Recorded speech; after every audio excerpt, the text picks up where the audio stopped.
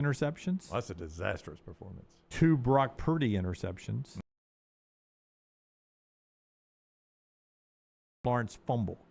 It was rainy in Jacksonville, by the way. So a Panther 49er Jaguar losing because turnovers from the quarterback. So you're doing the turnover 3-team parlay. That's my turnover 3-team parlay. You know the last playoff game he played in, Justin Herbert threw 4 interceptions. So he's on a bit of a streak right now in the postseason. Was that the one where Trevor Lawrence and Jacksonville came back? That's the one where they were up 27-0 and blew the lead to Trevor Lawrence and Jacksonville. Yeah.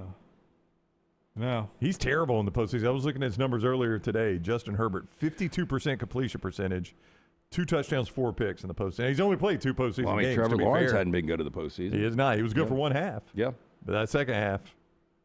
I mean, one of these AFC quarterbacks outside of Josh Allen is going to end up being in an AFC championship game. Yes, I know. Yeah. I mean, in the AFC, the quarterbacks you trust, Aaron Rodgers, still to this day is going to rank pretty high compared to some. Would you rather? You're the Rams. You'd rather have Justin Herbert or Aaron Rodgers Sunday in the playoffs? Let me do it this way. Okay. Okay. I'd rather have Justin Herbert. I really would. That dude's terrible in the playoffs. Would you rather be Aaron Rodgers Monday night with that Texans defense, including Will Anderson on the other side of the line coming after you, or if I tie 4 New York Butcher steaks to your ass and put you in the tiger pen at the Birmingham Zoo? I will take the Texans defense coming after me and Will Anderson. They're pretty close, though. You got to think about it. Because Yeah. I don't want to be Aaron Rodgers with my inability to move with that Texans defense on Monday night. You know what I showed my daughter at halftime last night, Anna Kate? My college-age daughter who had no idea who Cat Williams was the Cat Williams tiger cage bit. I laughed so hard at that every time. She thought it was hilarious, too. She'd never heard of Cat Williams. I said, you got to watch this. That tiger cage bit's one of the funniest pieces of comedy I've ever seen. Yeah. I love Cat Williams. Will always hold up, too. Yeah, well, I love me some Cat Williams. His ability to jump on those stools and then sit there. I know, he is so freaking hilarious. I mean, he has such good upper body strength, core strength. I can watch. Sometimes he perches on there like a bird. I know. Yeah. If somebody give me a heads up when Cat Williams comes to Birmingham, I will pay to go see that guy in person. He is hilarious. I mean, just spitballing here. Why don't we bring Cat Williams to Birmingham? Make that our kickoff party next year. We get with our friends at the Comedy Club. I'll just do this all out on the open here. Yeah, this will be cheap. We're going to get Cat Williams. Jim's an idea, man. I bet he's only, what, 100 grand? The same as a section at walk-ons. All right, that's the show today. Enjoy the basketball tonight. We're back with you on Monday. Don't forget, Brownie's got some college football playoff coverage tonight from Atlanta on our social media platform at Next Round Live, at Next Round Live. Like and subscribe there. Thumbs up, comment. Go support the sponsors, all that stuff at Next Round Live. Apple and Spotify, get the downloads there. Forrester's got us covered with basketball and postgame all week long on the platform as well. Tyler will be watching some crappy movie. He'll tell us about it on Monday. Until next time, God bless you. God bless America. Think about the summer nights of your life. How many of those were in a great T-shirt? Visit nextround.store to get the perfect T-shirt for the next perfect Southern night. Nextround.store. The memories are waiting. It's bow time. The Bojangles Chicken Rice Bowl is back. Get dirty rice, slow-cooked Cajun pintos, cheese, and your choice of chicken for just $7.49. But order now. It's only here for a limited time. It's bow time. It's bow time. The Bojangles Chicken Rice Bowl is back. Get dirty rice, slow-cooked Cajun pintos, cheese, and your choice of chicken for just $7.49. But order now. It's only here for a limited time. It's bow time. You know what, D? I hate being on this highway with all these 18-wheelers. I don't know what I'd do if I got in an accident with one. First, call 911 to report the accident, and then hit up the gators of the litigation situation. Alexander Shannara Trial Attorney. Because accidents with 18-wheelers, delivery truck, and construction vehicles are complicated. Call 1-800-229-7989 or hit them up at Shannara.com. Alexander Shannara Trial Attorney. We go deeper. We fight harder. We win bigger. Call me, Alabama. Physical office location, Birmingham. Jim Dunaway, Lance Taylor, Ryan Brown. Live from the Birmingham Racecourse Casino Studios, the next round, presented by Bud Light, is on now. All right, Cam Coleman and Hollywood Smothers, they're Texas Longhorns now. We'll talk about the portal coming up. They're all in on Arch Manning this year in Texas, so get ready for Texas to be the number one team in the country when we do the old 40 and 40 countdown coming up later on. Deja vu, right? Deja vu all over again. Hey, it's a great win for Stephen Pearl and Auburn. Some concerns for Alabama in basketball. We'll get to that coming up throughout the show today. Joel Klatt is with us to talk about Indiana in the national championship game after they boat raced Oregon. I've seen a lot of slander of Dan Lanning. I got an amazing stat on Dan Lanning I came across. But we'll start with the NFL playoffs because a lot of you that I bumped into in Coleman Coliseum Saturday night were asking me, what do you think Lance's heart rate is right now? I've got so many texts. How's Lance? Yeah. Have you checked on Lance? That Rams-Panthers, if you were listening to the replay right before the live show started here on this Monday at 9 a.m. Central Time, you heard us reference a double-digit easy win for the Rams. It did not turn out that way as we jump into what was being billed as the best wild card playoff weekend ever. I don't know if we always seem like we say that. Oh, until last night, I think it was. I can't remember. Well, I mean, guys, we've had one game that wasn't a one-possession game that came down to the very, very end, and that was last night. We'll see what happens tonight. I can't remember a weekend like that. I just, and it's one of the reasons that I love the NFL. I enjoy college more because I have a Saturday, you get that buffer. You don't have to go to work the next day, so you can have a little bit more fun. But if you flip the days, if you played the NFL on Saturdays, college on Sunday, it wouldn't even be close for me. And just because the one thing college football has always had is the pageantry and the passion. But, boys, we're losing that in the NIL days. Yeah, we are. We really are. I mean, we just are. And the one thing about the NFL, if your heart can take it, and, again, I was not fun to be around on Saturday. And one of the reasons that, our buddy Aaron Suttles reached out, where are you watching the games today? And I was like, love to watch it with you, but I don't watch Rams games with anybody. I can't do it. You did Aaron a favor there. Yeah, I did Aaron a favor. He does not know that. And I'll tell you this, after the game, Maddie was like, I've never seen anything like that. You changed 3 different times during the game just because I couldn't get the mojo working. Change clothes or change, personalities? No, change clothes. Oh, okay. Yeah. I mean, probably everything else. Maybe both. Yeah. But I didn't even think clothes. I was thinking personality from the get-go. Yeah, that happened too. And then I got up and I was stalking. I stopped drinking at halftime. I'm like, no more beer. But up 14-0, man. I mean, it's a wild league, and then Saturday night, how Green Bay blows another one. Oh, my God. And, to me, you brought up Dan Lanning. Matt LaFleur is kind of the Dan Lanning in the NFL. You've got all this talent. You have these great regular seasons, but you never have anything to show for it. So if you missed the NFL, let's bounce through them a little bit. First off, the Rams beat Carolina 34-31. Liam Cohen, really, really good job of he's Jacksonville. Hold on. Bryce Young finally settling in at Dave Carolina. Dave Canales. Canales, another Tampa Bay offensive coordinator. But Bryce Young finally settling in and looking the part. He made some big throws in that game. Yeah, that was going to be my non-Rams takeaway. Yeah. I know we'll get a lot of Rams because they won the game, but my non-Rams takeaway, Bryce Young looks like he fits in the NFL. I mean, I watched that game and I'm like, yeah, he's playing maybe the best team in the NFC. We'll see.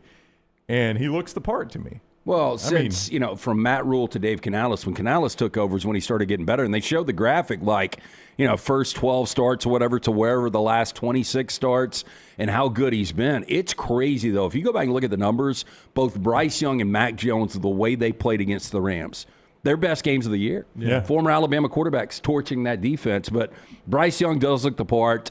Jalen Coker has come out of nowhere. We know that T. McMillan is going to be really good.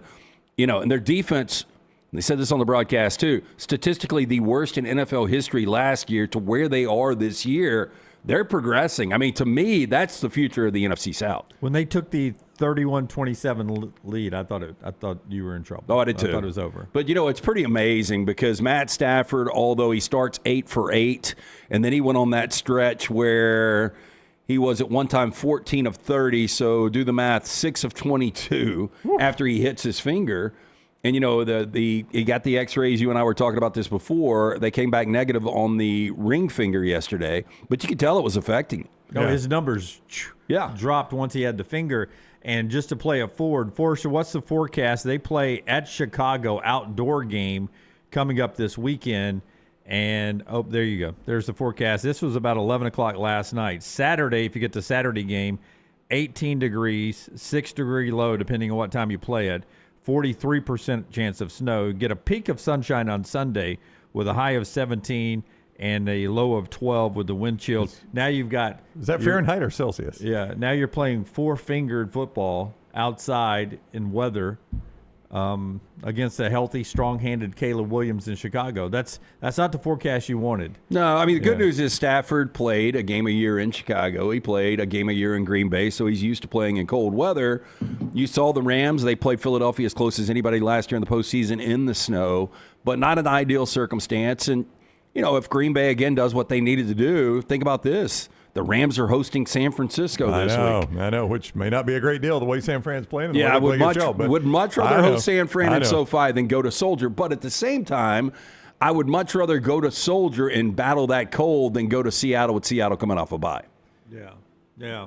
Seattle is the bye. It is San Francisco, Seattle, Rams in Chicago. The Bears score 25 points in the fourth quarter. Is that right? Yeah.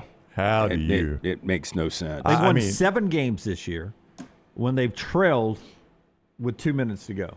I brought that up a couple times last week when we were talking. When you said, Brown, the Bears aren't even going to win their first game. When I said that it wouldn't stun me if they were in the Super Bowl, I'm like, the one thing that does worry me about them is they get behind all the time. And they've come back all year from that.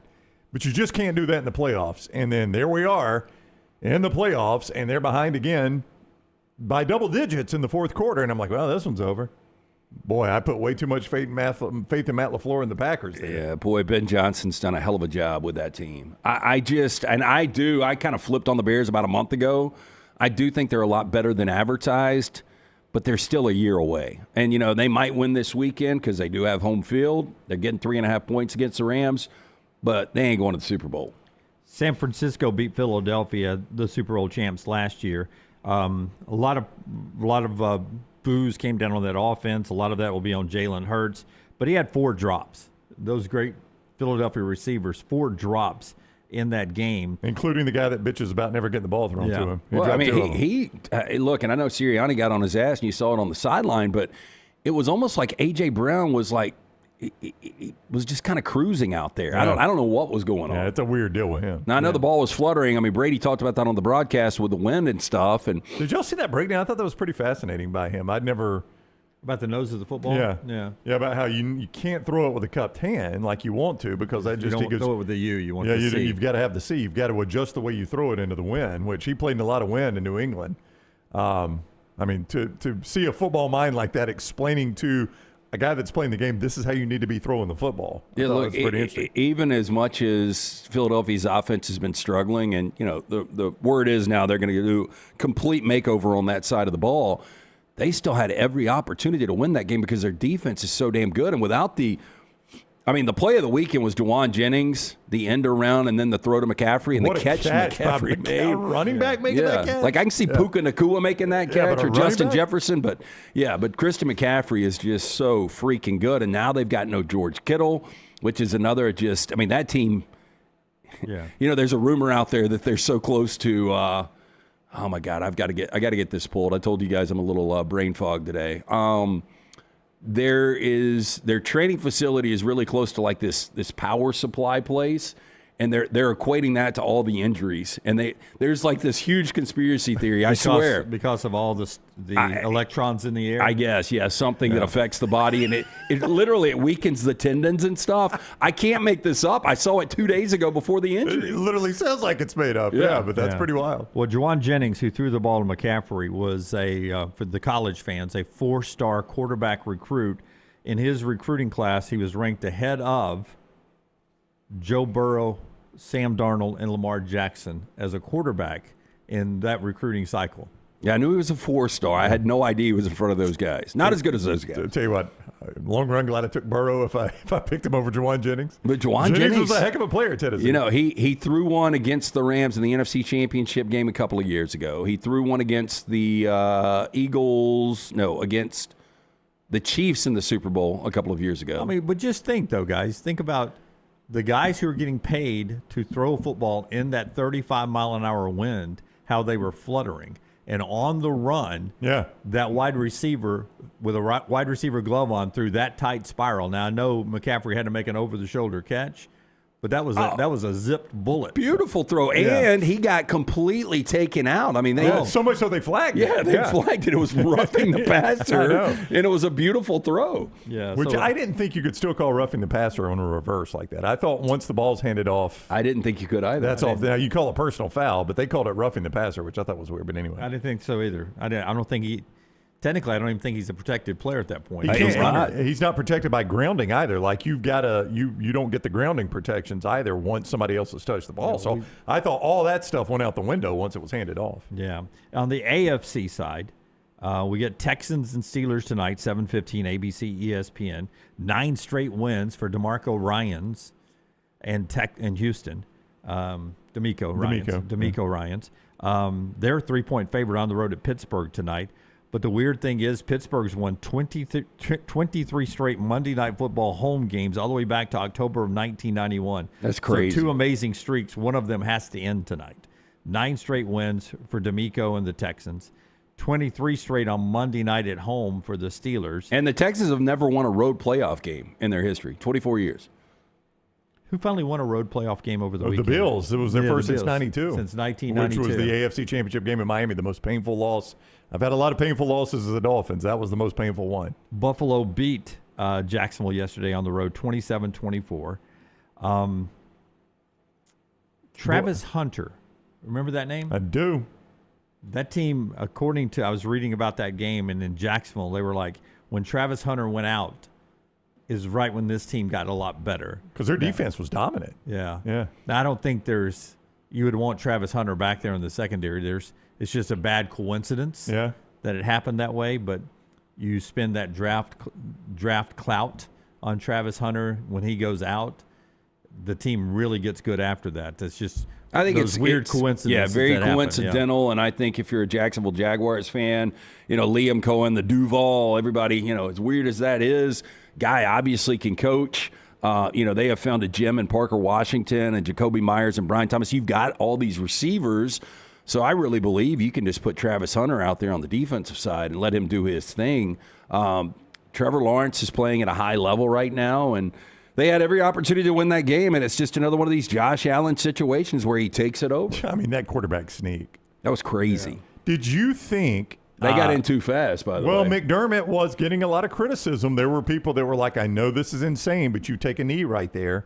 You step forward and take a knee, keep it on the 1, but you take a knee and burn clock. And I'm just like, I wouldn't do that. Boy, I tell you. Not when you need a touchdown. This was smart football. People I know. It was not like now, if I flipped it was it, not though, like Joe Fan. Would you not, if you were Trevor Lawrence, I'm taking a knee, I'm not giving Josh Allen the ball back.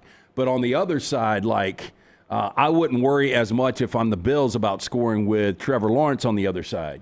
Yeah, I mean, I score when I can score in that situation. And if my defense can't stop them, that sucks for us, but you got to get points when you can get points in a playoff situation. And again, we're talking about the Buffalo Bills here. This is a team that has found every way possible not to win a Super Bowl. So I'm not going to risk fate if I'm Sean McDermott, but he was getting torched. There were 2 coaches I was worried about over the weekend that could potentially, as good as they've done, lose their job by losing this weekend. And that was Matt LaFleur, and that's also Sean McDermott. I know. I'd seen those reports. Yeah, and I'd actually throw Sirianni in there, I think so, too. He's got to fire his offensive coordinator. I was reading some of that you heard the booing during the game. I mean, that's before they even lost the game. They were already booing the play calling in a playoff game. It's wild to me, but Orlovsky said it's a high school offense. Yeah, they're upset with the play calling. And either Sirianni's going to have to punt his buddy that's the offensive coordinator. They're apparently lifelong friends or something like that, or he's going to get punted, too. Well, they got to get rid of Brown, too, for whatever reason, because – that last pass, Jalen threw it into triple coverage to a guy he trusted instead of one-on-one to A.J. Brown in the end zone. Yeah, that was a terrible pass by Hurts. I mean, there was nothing there. You could tell he didn't trust Brown to battle for the football. Yeah. Ironically, they were teammates, but it reminds me of DK Metcalf. Now, look, I know Metcalf's playing tonight in the playoffs, but Seattle has gotten so much better when they got rid of Metcalf and they got rid of Ryan Grubb. That's true. That is true. By the way, on the LaFleur side, I mean, there's reports that he's going to get fired and be the coach of Miami. Miami hired a GM over the weekend that's a Packers guy, John Eric Sullivan from the Packers, that LaFleur is going to go to Miami, and they're going to get Malik Willis in in free agency. Well, if that is true, from what I heard this morning with Schefter reporting, like Green Bay is not just going to do what Baltimore did with Harbaugh. They're not just going to fire him. They're going to get some equity out of it. Like if you want Matt LaFleur, which there's a lot of teams that do, you're going to have to trade for him. I don't want him that bad. Yeah. So Texans and Steelers tonight, 7:15. By the way, Patriots beat the Chargers last night, as most expected. Justin Herbert postseason and Vrabel can coach. We move to the playoffs, and we'll talk college football after LT tells us about Lance's lock, where you can get a play on tonight's game, Texans and Steelers. I was saving this for the air to get y'all's reaction. Oh, boy. I am coming off the worst weekend in Lance's lock history. Oh, no. Yeah, Oh, it was no. awful. It's very embarrassing, and it's what's crazy is this other handicapper that I know well for the last few years. We're talking. We had the exact same 5 plays in the NFL, 0 for 5. College football, It is the college playoffs. football playoffs. Now we were 5-1 college football playoffs going into the weekend, 0-3. We were 61% in the NFL going into the weekend, 0-5. 0-8. We have lost 8 straight football games. We do have a winner tonight. This is where we bounce back. We clean the slate. Houston, Pittsburgh, up and available, along with some college basketball. And I'm telling you guys know how much I hate it. I absolutely hate losing. It was a rough weekend, rough weekend. And all we can do is get better. We try to be transparent. We were terrible this weekend, but we get better. It starts today. Lance's Lock, always brought to you by our friends at Hemp Hill Services. Trusted name Birmingham has trusted since 1954. For all of your plumbing, heating, cooling, any of these issues arise in your home or business, they are ready to serve you. Call Adam, Chad, Andrew, the guys there. Hard to stop a train, 205-229-2090 or hemphillservices.com. You know what goes hand in hand around here with the play, and I'm not even kidding about it. It's not some sort of weird, transition by me, is the World of Wills. When we got World of Wills, I always know we're in the playoffs. That's right. And World of Wills is coming back to Birmingham, the 55th annual World of Wills, down at the BJCC. Here are your hours: Friday, January 30th, 3 to 9. Saturday, January 31st, 10 to 9.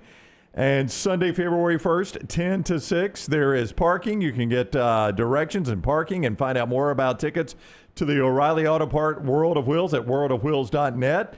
Rikishi, is that how I say that? Rikishi, thank you. You got it. WWE star Rikishi. You can have your photo with him on Friday. Kevin Mack from Counts Customs there on Saturday. Courtney Hansen. Courtney Hansen's coming? Courtney Hansen is coming. Mbop. Courtney Hansen is going to be there, and you could see her on Sunday. So those are the people you'll be getting autographs on. So much fun there. She's my favorite Red Zone host. World of Wills. That's the witching hour. What does she do, by the way? Courtney Hansen. I don't know. She is. They've got an exclamation mark next to her name. I'm going to look. I mean, her she up. doesn't have to do much. She sit on the hood of that car, and people are going to get pictures taken with her. Yeah, that's probably going to be a popular photo, Lance. Courtney Hansen is going to be there on Sunday, and you can see all this, worldofwills.net, worldofwills.net. American television personality she is there. Okay. Florida State girl. All Sure right. she is. Yeah. All right. To college football and the portal, and we'll get to the portal, big portal conversation in our next segment, because there's some movement, including this morning where Dylan Raiola has committed moments ago to Oregon. So that lets you know about Dante Moore. But to the actual game on the field, since we were last here, Indiana rolls Oregon 56-22. Dante Moore was horrible in this game.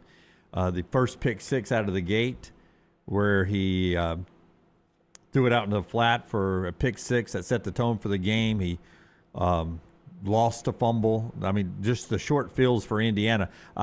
Indiana was the better team. I'm not saying they were not, but when you get 3 short fields like they had, you never had a chance when you're Oregon. And to me, the play was when it was 14-7, when you had the miscommunication, and they said it was just lack of experience from the back who hits more, and he fumbles right there on the 3 and basically just handed them another touchdown to go to on 21-7. That's when the game was over. Yeah, there's no doubt it was over. If you go back and watch the first play, by the way, I don't know if you guys have seen the all 22, somebody breaking it down. He's got the one receiver left where he goes, and it's a pick six. He's got 3 receivers right. Indiana completely misplays it on the right side. Guy is 20 yards open for a touchdown. Walk in, Lance. First play of the game. Oregon is going to go up 7-0. It's a different game at that point. It does. It is a different game. But Dante Moore, for some reason, read it wrong, went left side rather than right side. It's schemed up on the right side. Indiana completely misplays it.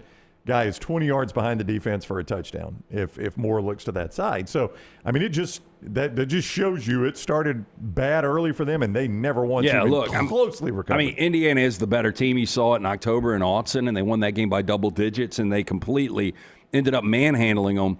It's just amazing. Now I finally have people saying, man, this Indiana team's good. And it took up until this point. Yeah, they're playing for a national championship. They have outscored their two opponents in the college football playoffs 94-25, and those opponents are Alabama and Oregon. Two pretty good programs. If you go back to the Big Ten, LT, so Ohio State, Alabama, and Oregon, 107-35. That's dominant. I mean, that just had impossible. 13-10 to what you just said, but you throw Ohio State in there, and it's 107-35. Yeah. Not to jump ahead on any kind of topics, but if they close the deal, which they are going to close the deal, do you believe Cignetti is the best coach in football right now? I'm not going to put him ahead of Kirby, but he's in the conversation for sure. Yeah, I think I would. He's doing a better job right now than Kirby is. That's the thing. Just in this snapshot of where we are. If we go snapshot, yes. Football. If we go portrait, no.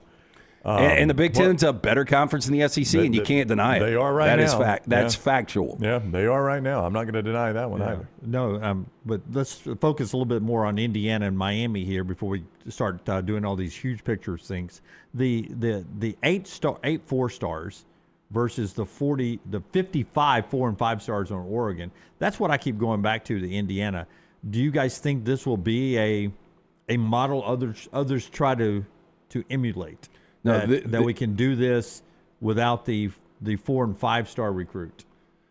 Cignetti's philosophy, production, not potential. Yeah. And I love that. And so, like, even if this guy, an example would be a Trinidad Chambliss, gets it done at Ferris State, but he plays at a high level, well, why can't he get it done at this level?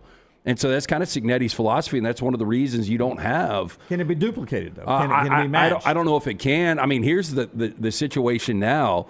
Not only are they so well coached and they develop players, but now you're going to be able to go out with Mark Cuban's money and with the reputation, and you're going to be able to get 4 and 5 star guys. Like your boy Hoover coming to follow up Mendoza at quarterback. Great play. Mendoza, this is from Karen, our great female listener who is into stats. Amazingly, she'll DM me some amazing things.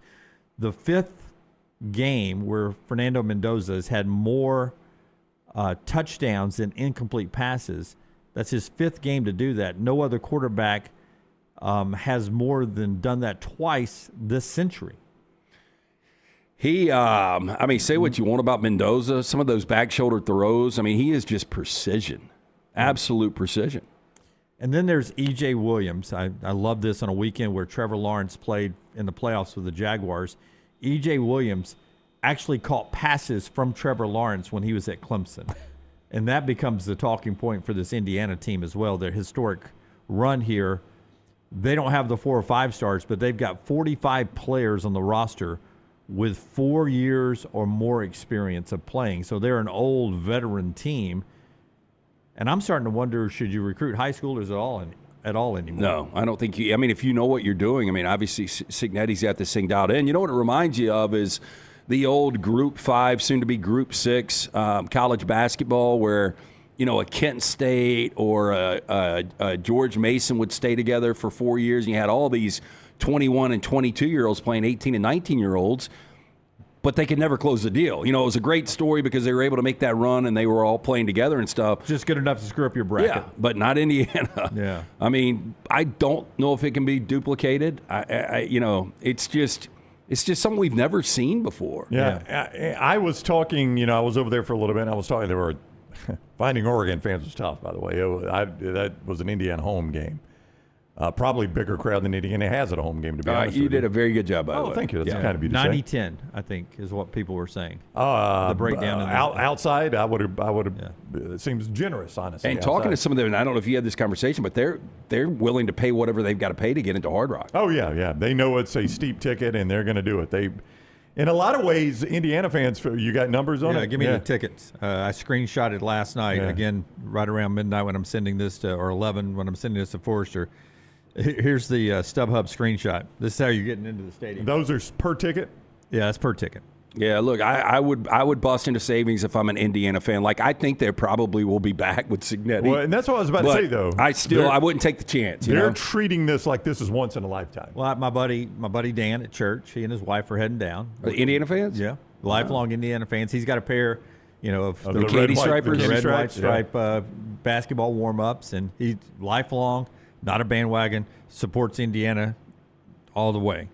And I saw him yesterday morning. I was like, "So, man, are you going down?" He goes, "I went to the Rose Bowl. I was in Atlanta. I'll be there." And we're leaving Sunday, coming back Tuesday. Good for him. Good for him. And he's going down. And I said that. And you see the prices there, not making them up. Basically $3,500 get in, average price $5,589. Look at the upper deck away from us, 12,319. They got 12 left. Yeah, it's damn upper deck. I think that's a sweet ticket. I think that's in the club right there. Yeah. So that's basically that full club, a club for 12. Yeah, but I mean, what's this 25,588 get you right there on the? That's what I was telling you. If you watch a Dolphins game behind the Dolphins bench, there's a suite like. No, it's not real. Yes, it's like fill level suites, but there are these big, comfortable chairs. They've got little TVs in front of them. It's do you get the Cavendish wins? Potentially for that. Yeah, so those are very nice seats. I see them all the time in the Dolphins games, but Am I crazy saying this is this blows Auburn, Oregon 2010 out in the desert out of the water? Yep. This is probably the most coveted national championship ticket ever. I mean, because that was pretty steep back then. I had friends that steep and a lot of dupes. If you remember, a lot of people got taken for a ride in that game. I mean, look, and this market could get crazier. That's kind of a question for our ATIX guys, for Dan and Steve. But what happened, I think, with the Auburn, Oregon, is you got this influx of all these fans last minute that just decided to go, and then you've got this smaller venue, and you just don't have the capacity. Yeah, and there was something about the way this could still get crazy. I think it could get crazier, especially with this weather. Game. Yeah. Like if I'm an Indiana fan and I look at the forecast, which we just showed up there in the Midwest, and I can go from dealing with 8 degrees to go to Miami and potentially go to this game. Yeah, I'm catching a flight. Yeah. But the one thing I was getting back to spending time with a few Indiana fans, they're treating this like a once-in-a-lifetime deal, the ones I talked to.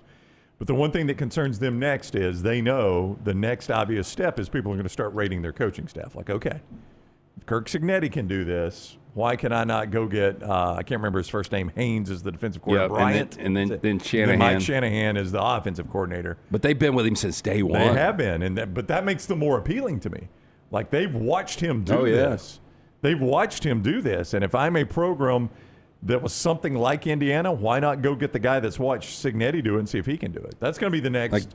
Again, it always comes back to the Rams. Sean McVay can't keep an assistant. I know. I mean, you look at Kevin O'Connell, you look at LaFleur. I mean, you look at all these guys out there, Liam Cohen, because they want the next Sean McVay, and that's exactly what's going to happen with Cignetti. And a lot of these guys have been good when they've left it. A lot of them, not all of them.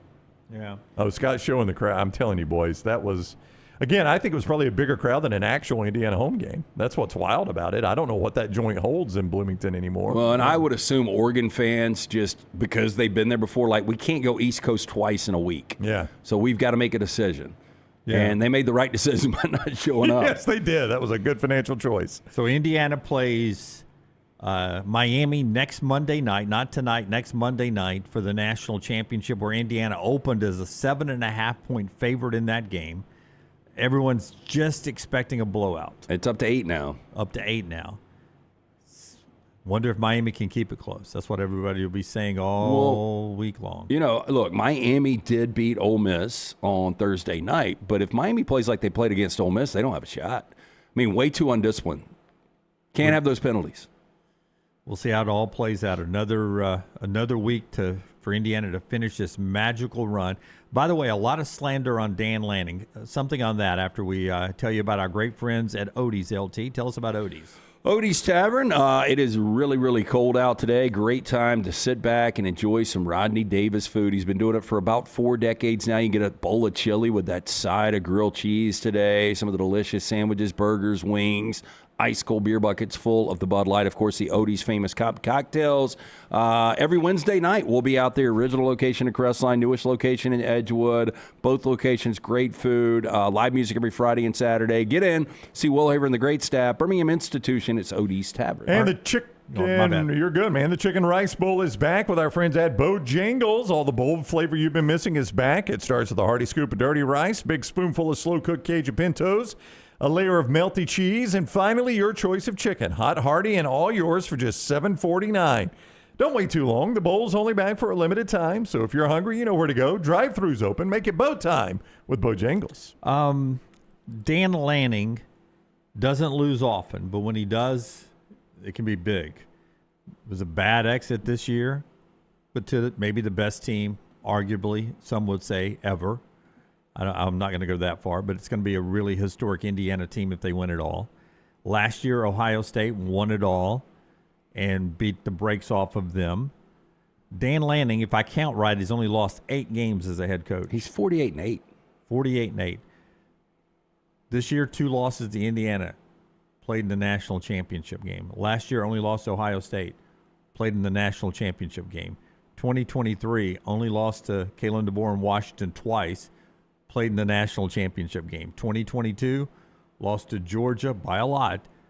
Georgia played in the national championship game. Only DeBoer, Washington, and Oregon State, 2 rivalry games in 2022, his first year, are of the 8 losses, are the only losses he's had to teams that did not play for the national championship. A guy still in his 30s, too. Look, the guy can coach. You know, I think it's unfortunate for Oregon fans, and one of the things, look, nobody's going to feel sorry for Phil Knight, but he's one of the guys I thought about watching that game on Friday night. Like, Phil Knight, there's a better than good chance he will not live to see an Oregon championship. Yeah. And, you know, and that's the thing is you've been so close. You were so close with Chip Kelly. Mark Helfrich had you in the game one year. And now, to me, you know, this is as good as they've been under Chip Kelly. So they're right there. You just need a break here or there. I would imagine, though, after Friday night, as an Oregon fan, you don't feel particularly close. I mean, after a beating like that, like I know I was in the semifinals, but, man, we got a gap to close. This team beat us in our place by 10, beat us neutral site by 10 million. I mean, I know you were close, but how close were you? Right? Am I wrong about that? I mean, I don't know how you feel it's if I'm an easy Oregon to fan. say that now. I don't know. I think they're close, but, you know, the quarterback situation is interesting because you go with a lot of experience, Bo Nix, a lot of experience, Dylan Gabriel, not a lot of experience, Dante Moore. The quarterback situation always seems to work out. And we expect Dante Moore to go to the draft. Dylan Raiola this morning, moments ago, has committed to Oregon to be their future quarterback. It seems like it it's does. a steady decline. It really does because in Bo Nix and Dylan Gabriel, with all that experience, you had elite college quarterbacks the way they were playing in that system. And there's such an unknown with Will Stein now leaving to go to Kentucky. I don't know what the offense is going to look like. Great point. And Will Stein. And Tosh LaPoy going to Cal. I mean, that could have impacted the defense. Not that it was spectacular. Hey, by the way, Kentucky, we're about to talk portal. They're getting some names to come to the Bluegrass, to Lexington. All right, so that's the games on the field, NFL over the weekend, and the Indiana-Oregon setting up Indiana-Miami for the national championship. All this portal stuff when we come back, including Cam Coleman to Texas and Hollywood Smothers saying no to Alabama after saying yes, and also going to Texas. And on offer for a quarterback who's already declared for the NFL that is too much to actually believe, but according to reports, it's out there, Ty Simpson and $6.5 million. All that coming up on the show that's being brought to you today by our buddy Greg from Pell City and Storm Restoration Roofing. Several things Greg can do for you. It starts with that free no-cost roof inspection, 205-542-3531. 205-542-3531. Free no-cost roof inspection, no obligation. He'll get up there and check your roof out for you. Now, a couple of things to offer you, like if you've got a roof replacement, you need it done, the insurance isn't going to take care of it, but you're selling your home, he's got financing options available for you there. Whatever you need, he's got financing options available that will cover the cost that insurance isn't covering for you. But specifically, if you're trying to get a new roof, need a new roof as you're selling your home, he's got that for you.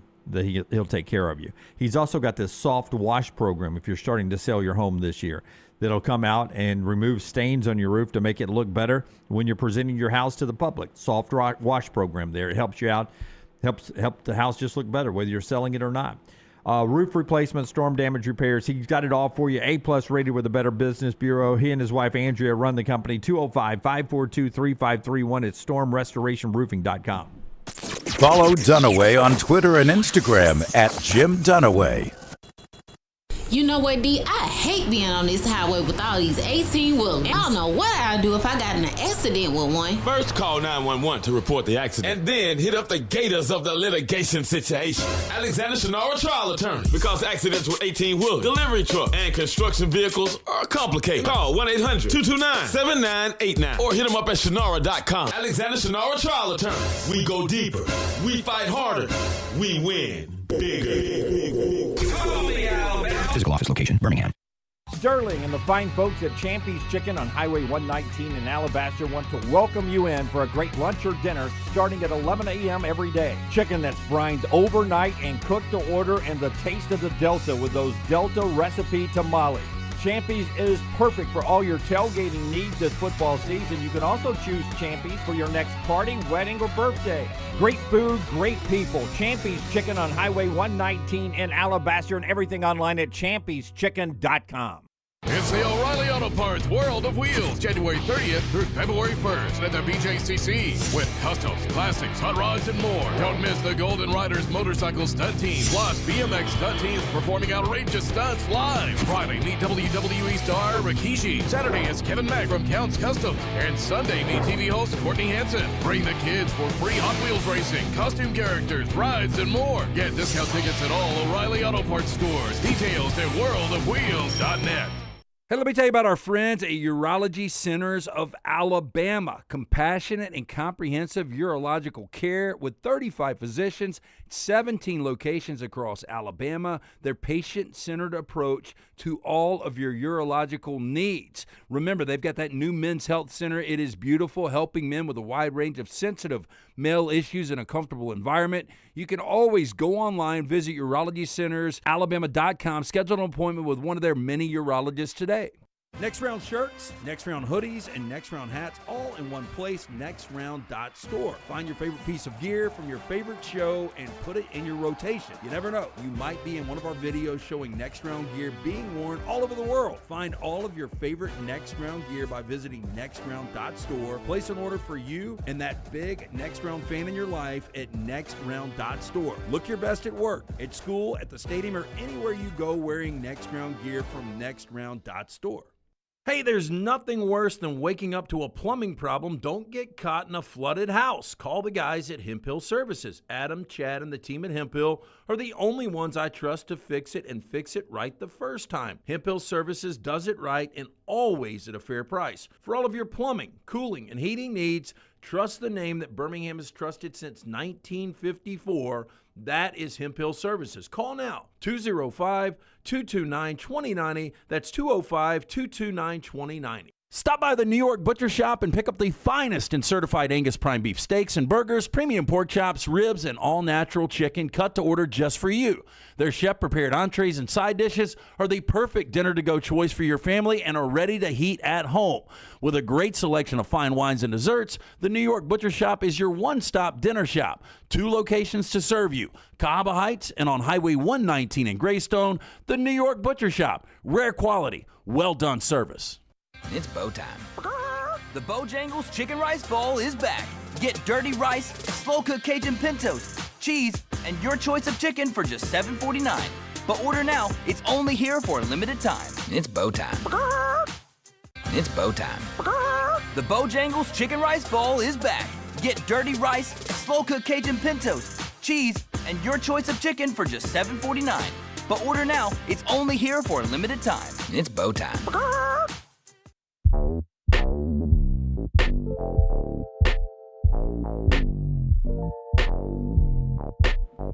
All right, moving to segment 2. Joel Klatt joins us for hour number 3 coming up at 11 Central if you're watching us live.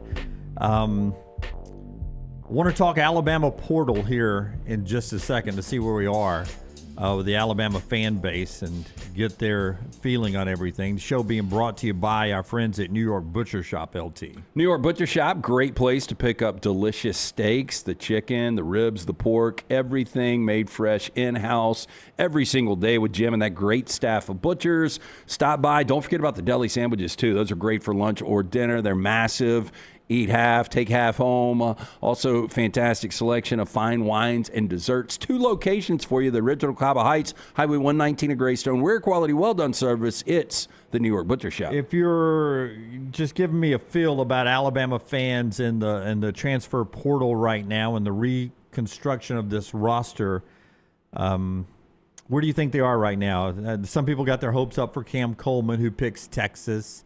They lose Hollywood Smothers to Texas, so he had made a verbal commitment. Apparently, didn't sign anything when he left campus.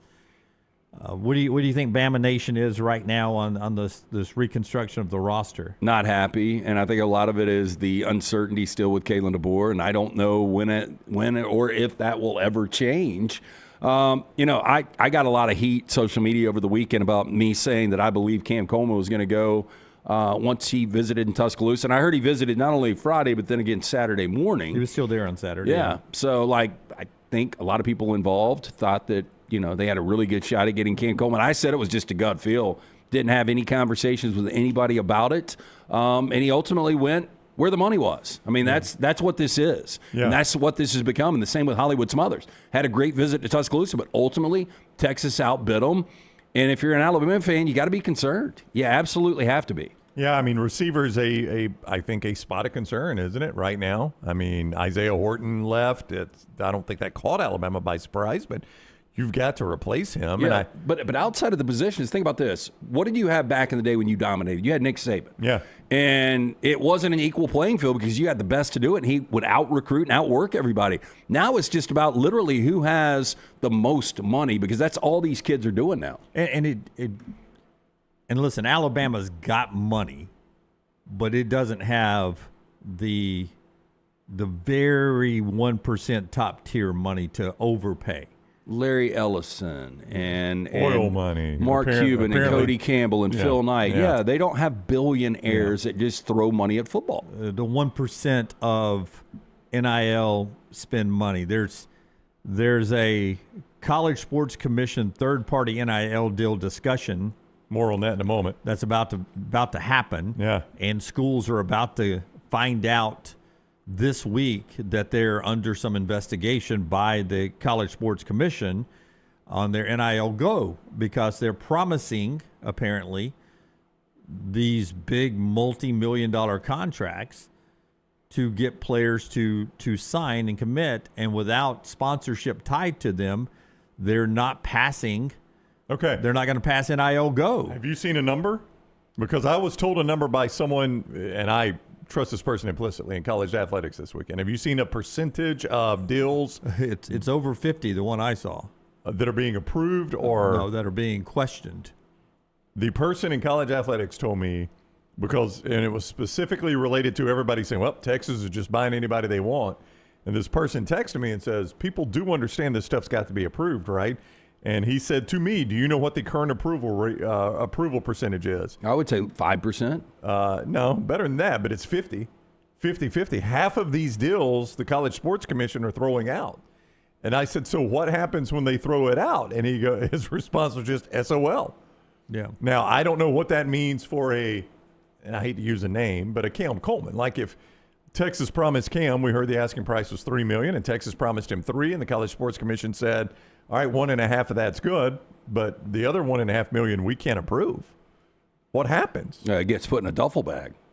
I would think so. No, it really does. No, I'm with Lance. I think at some point Texas has got to make that $1.5 million good. Yeah, and I almost think this is almost like the old saying, it's better to ask for forgiveness than permission.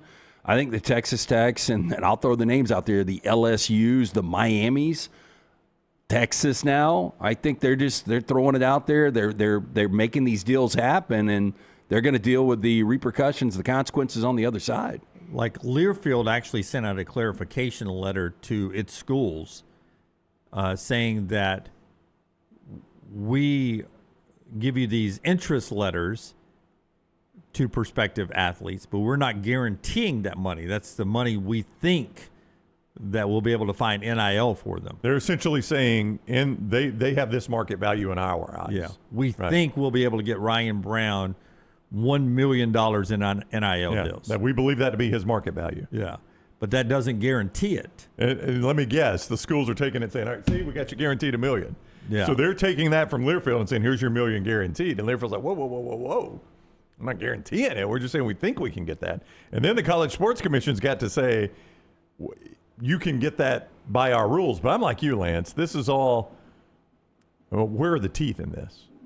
Like if the College Sports Commission says, all right, you said $3 million. We can approve $1.5 million of that. To your point, Lance, that other $1.5 million is coming in a duffel bag. Is this what finally breaks the NCAA? And by that is you get some of the names that I mentioned. You get these massive universities that are promising this money out. Well, if they come back and, hey, there's repercussions and this is your punishment, if they all give middle finger to the NCAA and they're like, we're going to band together here, there's nothing you can do about this. And really, what is there? There's nothing. I may be on going out on a limb on an island on this. I think Alabama's being really smart with their money. I really do. Well, I said this to 10 people at Coleman Coliseum the other night. If you had to pay $3 million for Cam Coleman, knowing Alabama's situation, I didn't want him.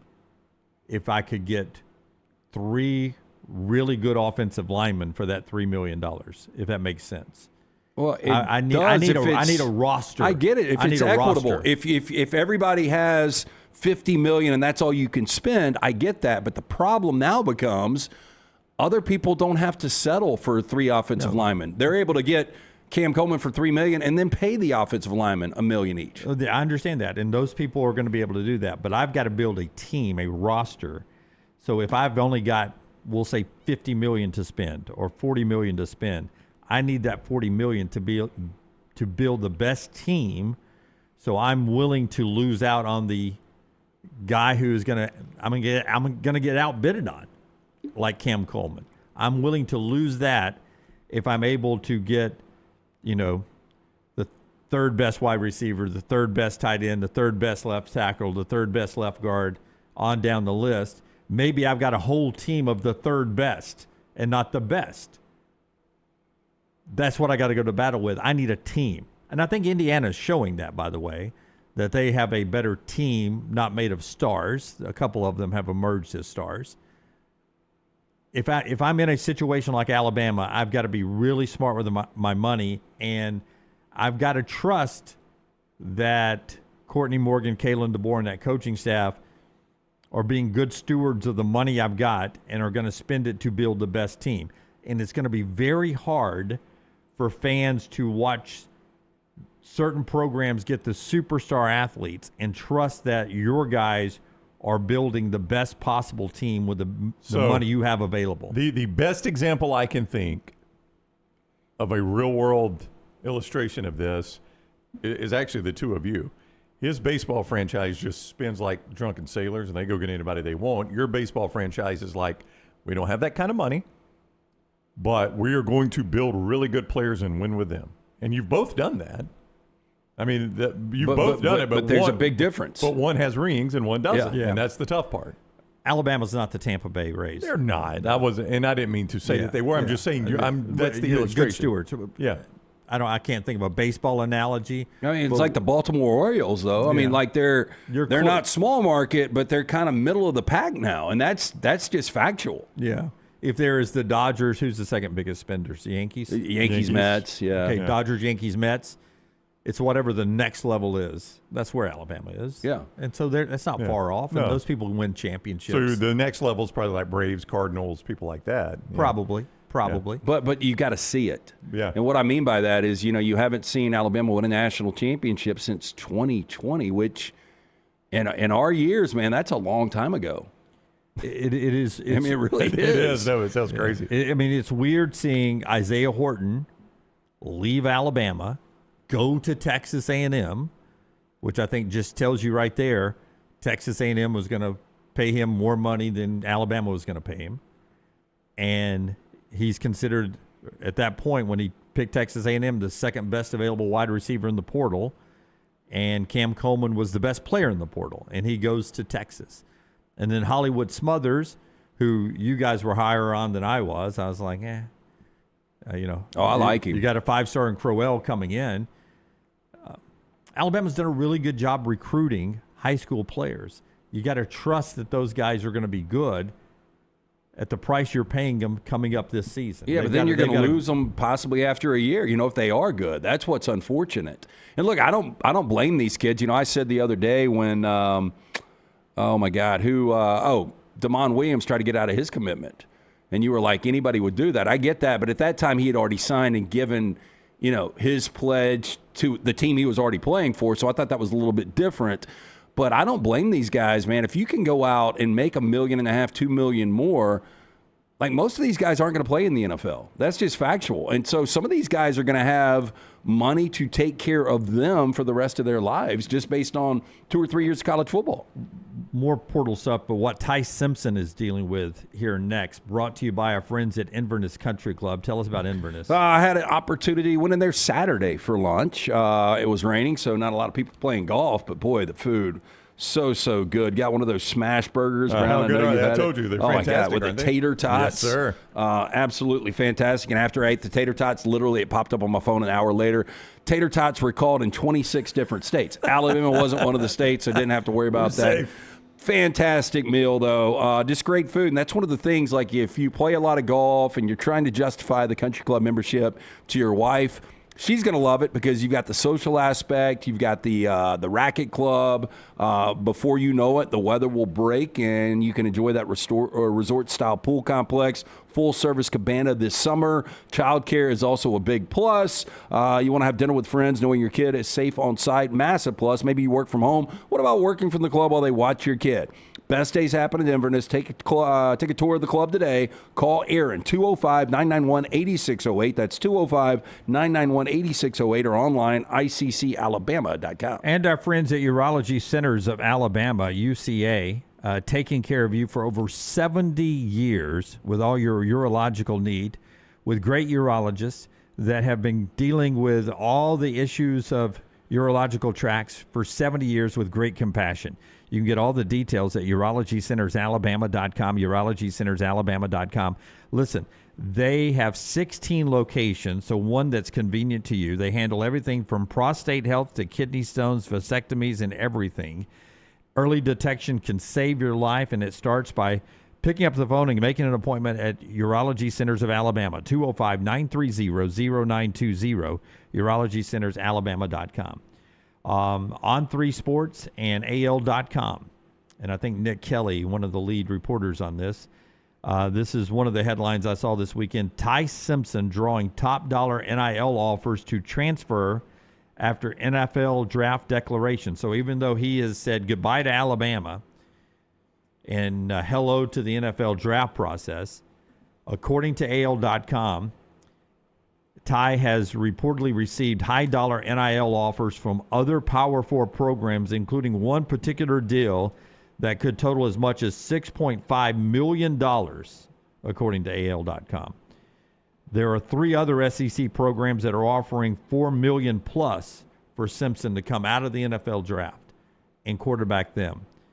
Is there a chance that $6.5 million is LSU?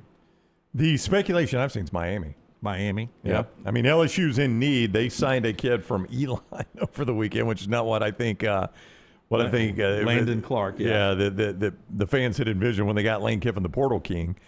But I've seen speculation of both Oregon and Miami. But I would imagine LSU, the longer they go without signing a big name quarterback, the closer they would get to that number. Yeah. So here's the thing. So if you're going to go in the first round, I don't have a problem with this at all because the last pick is slotted right now to get a package worth about $13.5 million if you're number 32. So if you're going to go in the first round, you're going to make double that number anyway. But if you're not going to go in the first round, it drops significantly. And that's why you got to do your due diligence. I do think the quarterback draft is so light this May that he's probably going to go in the first round. But if he's Ty not, Simpson's stock went up a lot Friday night with people that were watching that. Oh, right? I would agree. Yeah. It did. In 2 ways, right? Because Dante Moore wasn't great. That was my point. Okay, well, I was going to say in the other way, you were like, well, he was better against Indiana than anybody else was. So. Yeah, I think you can make an argument. If Ty was the second quarterback coming off the board, it wouldn't shock anybody. I think it's going to be really hard to pass on Mendoza now. But so here's the economics of it, though. Like if you're a first rounder next year, that money's going to be the same that you just said, right? Or more. Yeah. The only way it's going to go is up. You never have another shot at making this $6.5 million ever. This is $6.5 million you're leaving on the table forever. Yeah, I think if the number's really 6.5, if I'm Ty, I probably come back. Unless he really believes he's going to be the second or third quarterback, because then that number becomes 25 to 30 million. And you don't know what the draft looks like next year. You don't know if your stock drops like Carson Beck's did for a long, long time. His may be rallying to where he comes back to maybe is a first-round draft pick again. But at one point he was. He came back to school, and the bottom fell out of his draft stock. But Ty has said that he didn't want to play for another school because, of his Alabama legacy. And there's a value to only playing for one school. You know where you're going to take your kids on Saturdays. Your kids are going to grow up cheering for the school you played for. It's very unique in 2026 being able to do that. There are a lot of people that don't have that anymore, right? 90% don't. That's right. Like, give me somebody who's played for 4 schools. Like, who's going to be their emotional collegiant tie in the future? It's really sad. Yeah. Like, I even thought about this today, completely different, but Tom Brady's doing that documentary on the San Francisco 49ers, and he talked about he had season tickets and grew up a 49ers fan. Like how do you snap out of that? Well, I know because you win a bunch of rings with the New England Patriots. Watch yesterday's game. It sounded like he didn't snap out of it. It sounded like he was pulling hard for the 49ers, honestly. It really did, though, didn't it? Yeah, but it's hard to do that, but and I use Roman Harper as an example all the time.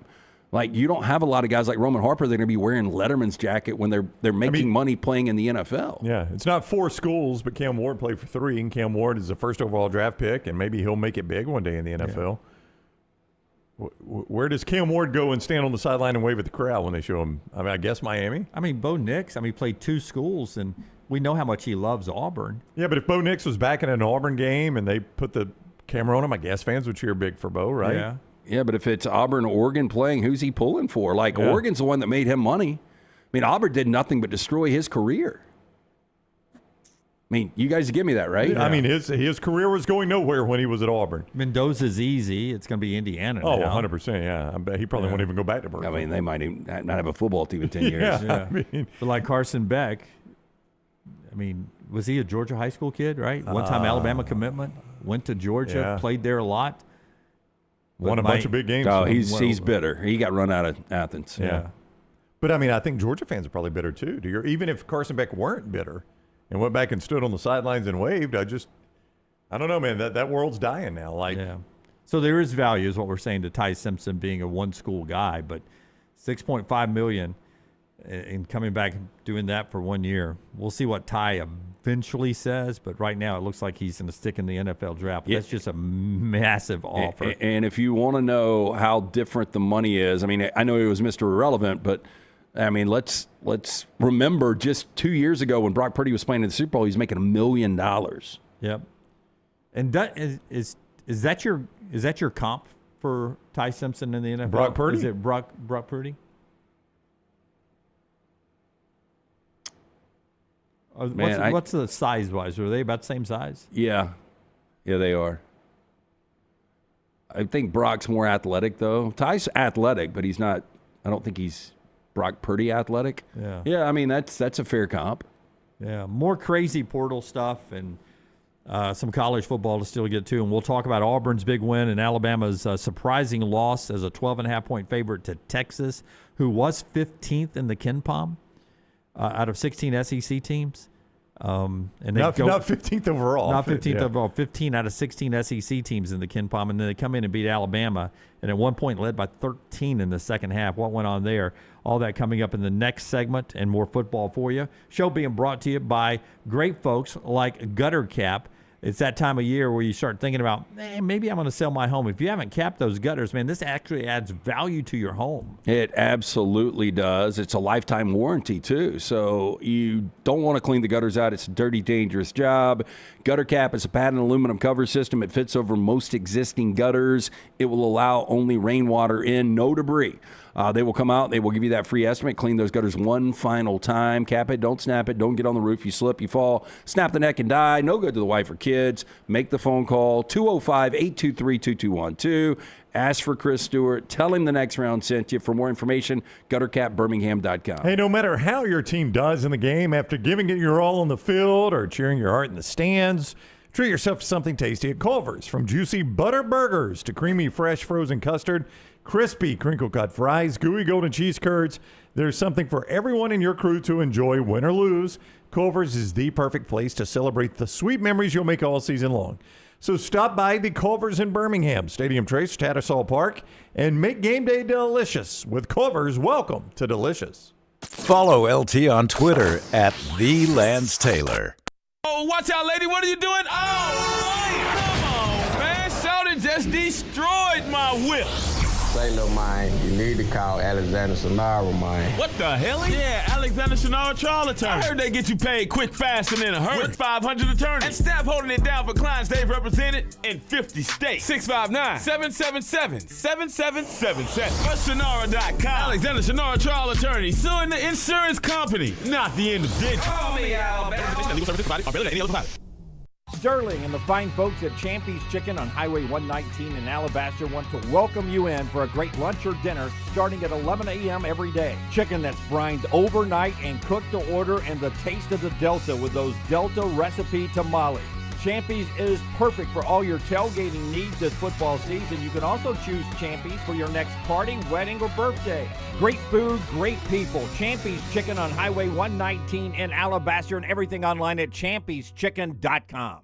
It's the O'Reilly Auto Parts World of Wheels, January 30th through February 1st at the BJCC. With customs, classics, hot rods, and more. Don't miss the Golden Riders motorcycle stunt team, plus BMX stunt teams performing outrageous stunts live. Friday, meet WWE star Rikishi. Saturday is Kevin Mack from Counts Customs. And Sunday, meet TV host Courtney Hansen. Bring the kids for free Hot Wheels racing, costume characters, rides, and more. Get discount tickets at all O'Reilly Auto Parts stores. Details at worldofwheels.net. Hey, Lance Taylor from the Next Round to tell you about one of our favorite places for breakfast, lunch, and dinner. That is Hamburger Heaven since 1982. Hamburger Heaven has been serving Birmingham's best hamburgers, cheeseburgers, French fries, hand-spun milkshakes, and sandwiches made fresh to order. All of their ingredients are fresh and prepared daily. This includes their beef, always fresh, never frozen, hand-pattied each and every day. For breakfast, lunch, or dinner, visit any of the 4 locations: Highway 280, Irondale, Gardendale, and Homewood. Hey, let me tell you about our friends at Urology Centers of Alabama. Compassionate and comprehensive urological care with 35 physicians, 17 locations across Alabama. Their patient-centered approach to all of your urological needs. Remember, they've got that new men's health center. It is beautiful, helping men with a wide range of sensitive male issues in a comfortable environment. You can always go online, visit urologycentersalabama.com, schedule an appointment with one of their many urologists today. Remember the name Way to Wellness if you're battling weight loss in your life. I'm Jim Dunaway from the Next Round. There was a time I was over 216 pounds until Way to Wellness helped me lose 45 pounds, and now for over 2 years, they've helped me keep that weight off. Here's their website, aplanforme.com, aplanforme.com. That's a great name for a website because there's no cookie-cutter plan. Everything is designed specifically for you. No contract, no sign-up fees, and your first consultation is free at Way to Wellness. Stop by the New York Butcher Shop and pick up the finest in certified Angus prime beef steaks and burgers, premium pork chops, ribs, and all-natural chicken cut to order just for you. Their chef-prepared entrees and side dishes are the perfect dinner-to-go choice for your family and are ready to heat at home. With a great selection of fine wines and desserts, the New York Butcher Shop is your one-stop dinner shop. 2 locations to serve you, Cahaba Heights and on Highway 119 in Greystone. The New York Butcher Shop, rare quality, well-done service. It's bow time. The Bojangles Chicken Rice Bowl is back. Get dirty rice, slow-cooked Cajun pintos, cheese, and your choice of chicken for just $7.49. But order now. It's only here for a limited time. It's bow time. It's bow time. The Bojangles Chicken Rice Bowl is back. Get dirty rice, slow-cooked Cajun pintos, cheese, and your choice of chicken for just $7.49. But order now. It's only here for a limited time. It's bow time. Jim Dunaway, Lance Taylor, Ryan Brown. Live from the Birmingham Racecourse Casino Studios, the Next Round, presented by Bud Light, is on now. Well, there was a time before the NIL and such that you just didn't waste time robbing college students, right? college football players, why rob them? They didn't have anything. That's true. Yeah. Now you don't know what kind of cash they're walking around in. Miami defensive back Bryce Fitzgerald was robbed at a party in Florida City over the weekend. You think about how many, when you identify like where a player lives. Oh. Some of those break-ins that are coming up, especially during a game situation. You've seen it before in the NFL. Was it Joe Burrow this year? His house got broken into? Yeah, while he was conveniently away from the house. Yeah. Been a lot of those. Going on. Basketball later this half hour, part of the show. But back to football here, being brought to you by our friends at Central State Bank, Brownie. It is the bank that is big enough to meet every single need you have financially, but they're also small enough to know you. Because they don't just open bank accounts at Central State Bank, they open relationships. By the way, they also know that you want to reward those kids that are fighting to make good grades in your life. So how about this? A young savers account. 1A at a time, make a little money. When report cards roll in, send that report card over. Your student can earn up to $10 for A's and B's. So here's what you're doing. You're building lessons on hard work in school and great financial decisions as well with their bank account. Family-owned, community-focused, Central State Bank, member FDIC. One big thing that's out there, the Big Ten, according to reports, willing to commit to the SEC's model of 16 teams in the college football playoffs, 5 auto bids, 11 best teams available. If the SEC agrees in 2 or 3 years, if we do this 1 year in 2026, in 27 or 28, that you agree that we go to the 24 team. Oh, wow. Our model. 24 is going to be so oversaturated. Again, you saw how good the NFL playoffs were this week and how bad the college football playoffs. Any game not involving Ole Miss has been terrible. That is true. I told this to Forrester. I am to the point. But this has got to get done today, right? I mean, not today, but soon. This month is a big meeting coming up. Okay, yeah, because I know the timeline is coming up on whether or not, if you want it in place, the 16 for 2026 next year, you've got Patella and Sankey got to get on the same page. Yeah, and I told this to Forrester. I'll say it live on the air. I am to the point where I just want it to be like the NFL, like they're all automatic bids. I know what I've got to do in my league to get to the playoffs, and then let's go.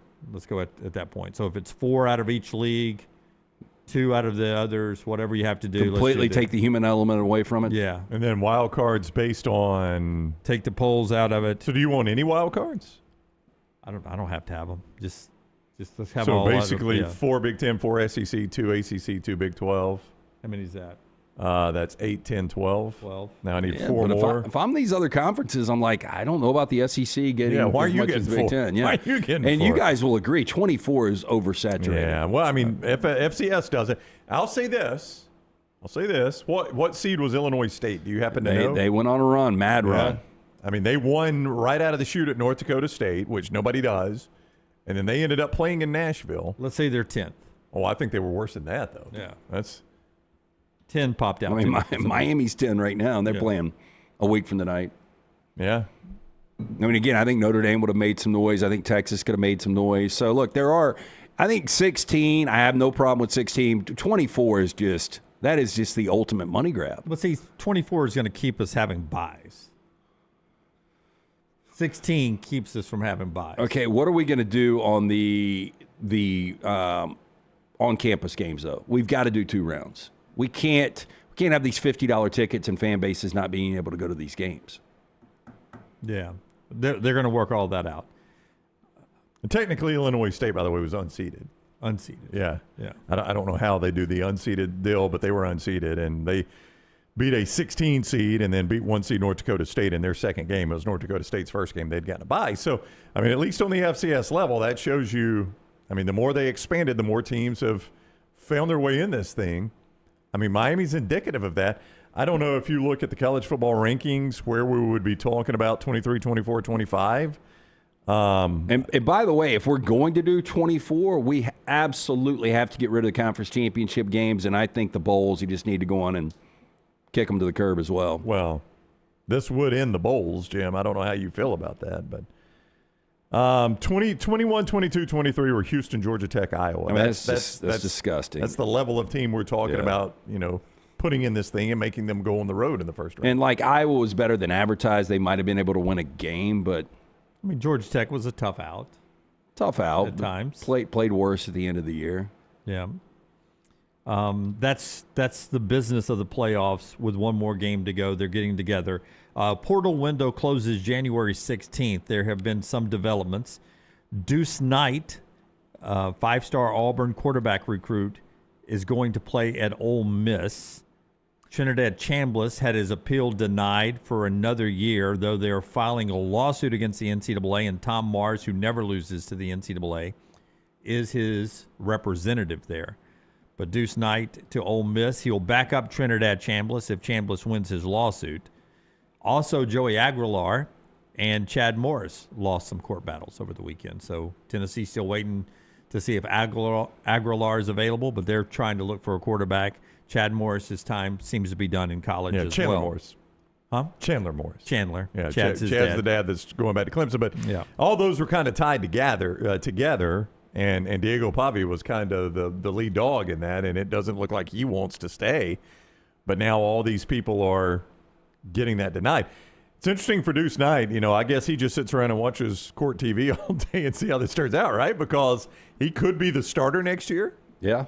Or he could be backing up Trinidad Chambliss. I mean, it's kind of a gamble, I guess, on his part, but it's not a terrible spot to be. Same way with Dylan Raiola, who committed to Oregon today. If all of a sudden Dante Moore comes out of the NFL draft, doesn't stay, he says he would back up. According to reports, Raiola's comfortable backing up Dante Moore for a year, like Moore did Dylan Gabriel. Yeah. And he's willing to do that, but he's going to be the starter next year if that ends up not having. Sam Leavitt has just committed to LSU. That's a big one because, wow. I mean, Lane Kiffin, it looked like some had speculated that maybe that whole DeMond Williams thing had soured this deal. But Lane Kiffin somehow saved it, to his credit. I mentioned LSU earlier when we talked about, people starting to look at the valuations and what they're really getting on these NIL deals. Miami was going to give him $6.5 million, Sam Leavitt. The same that was reported about Ty Simpson. So what did LSU end up giving him? No, there's really no telling. I mean, but Kiffin had to do it because he didn't get Trinidad Chambliss. And who else is in there? What are you laughing at? We're going to find out that Sam Leavitt owns the Raising Cane's that just opened up here on Highway 280. I'd take it. The 280 will be shut down when that thing opens. Yeah, I don't know. I mean, it won't last, but I'm just saying. You know how Birmingham does on new restaurants. When it opens, you won't be able to get in the place for a month. You started the show talking about, everybody's all in on Texas again for next year, which they will be. And people will say best returning quarterback in this league is Arch Manning. And the way he played the second half, especially the final quarter of the season, I really don't have much of a problem with that. But you start to look at this, like Sam Leavitt on paper might be the second best quarterback in the league. He could be. He's got playoff experience too. So that's developing there. Auburn got Baylor running back Bryson Washington, 1,800 yards, 20 touchdowns the last 2 years. They've got a big defensive lineman from App State. They got a tight end from North Carolina. But Eric Singleton Jr. left his declaration from the NFL. He came back. He's going to Florida to reunite with his offensive coordinator who left Georgia Tech and go to Florida. A lot of people are expecting Eric Singleton Jr. now to have a big year at Florida. I mean, I expected him to have a big year at Auburn. There was nobody that could get him the football at Auburn. I love this kid at Georgia Tech, Lance. It just Auburn couldn't unlock it because they were so bad at quarterback and the offensive scheme was so bad. Again, year one under John Summerall, I don't know. I feel really good about Cam Coleman completely blowing up in Austin in a good way. But I think Singleton can have a good year in Florida as well. I think to a certain extent, this is going to be a little painful for Auburn fans watching this because I think they're going to see these guys go be really good elsewhere and think like, geez, we had them on the same campus. If we could have just done something with these guys while they were here. 3 other SEC notes. Tennessee gets Chaz Coleman, edge rusher, Penn State, really good. Vandy, guys. Safety Ricardo Jones from Clemson, who is an all-ACC player, to Vandy. From Clemson to Vandy. I mean, what world are we in? I don't know. I've yet to figure it out. And highly recruited offensive lineman Micah DuBose from Alabama to Vandy. And then these two are just absolutely crazy. These three are just absolutely crazy. Kentucky gets C.J. Baxter, 5-star running back from Texas, to Kentucky. They get 5-star linebacker Bo Barnes from Texas to Kentucky. And they get a former 5-star left tackle who started the last 2 years at Tennessee and Lance Hurd to Kentucky. To Kentucky. Oh, yeah. I know.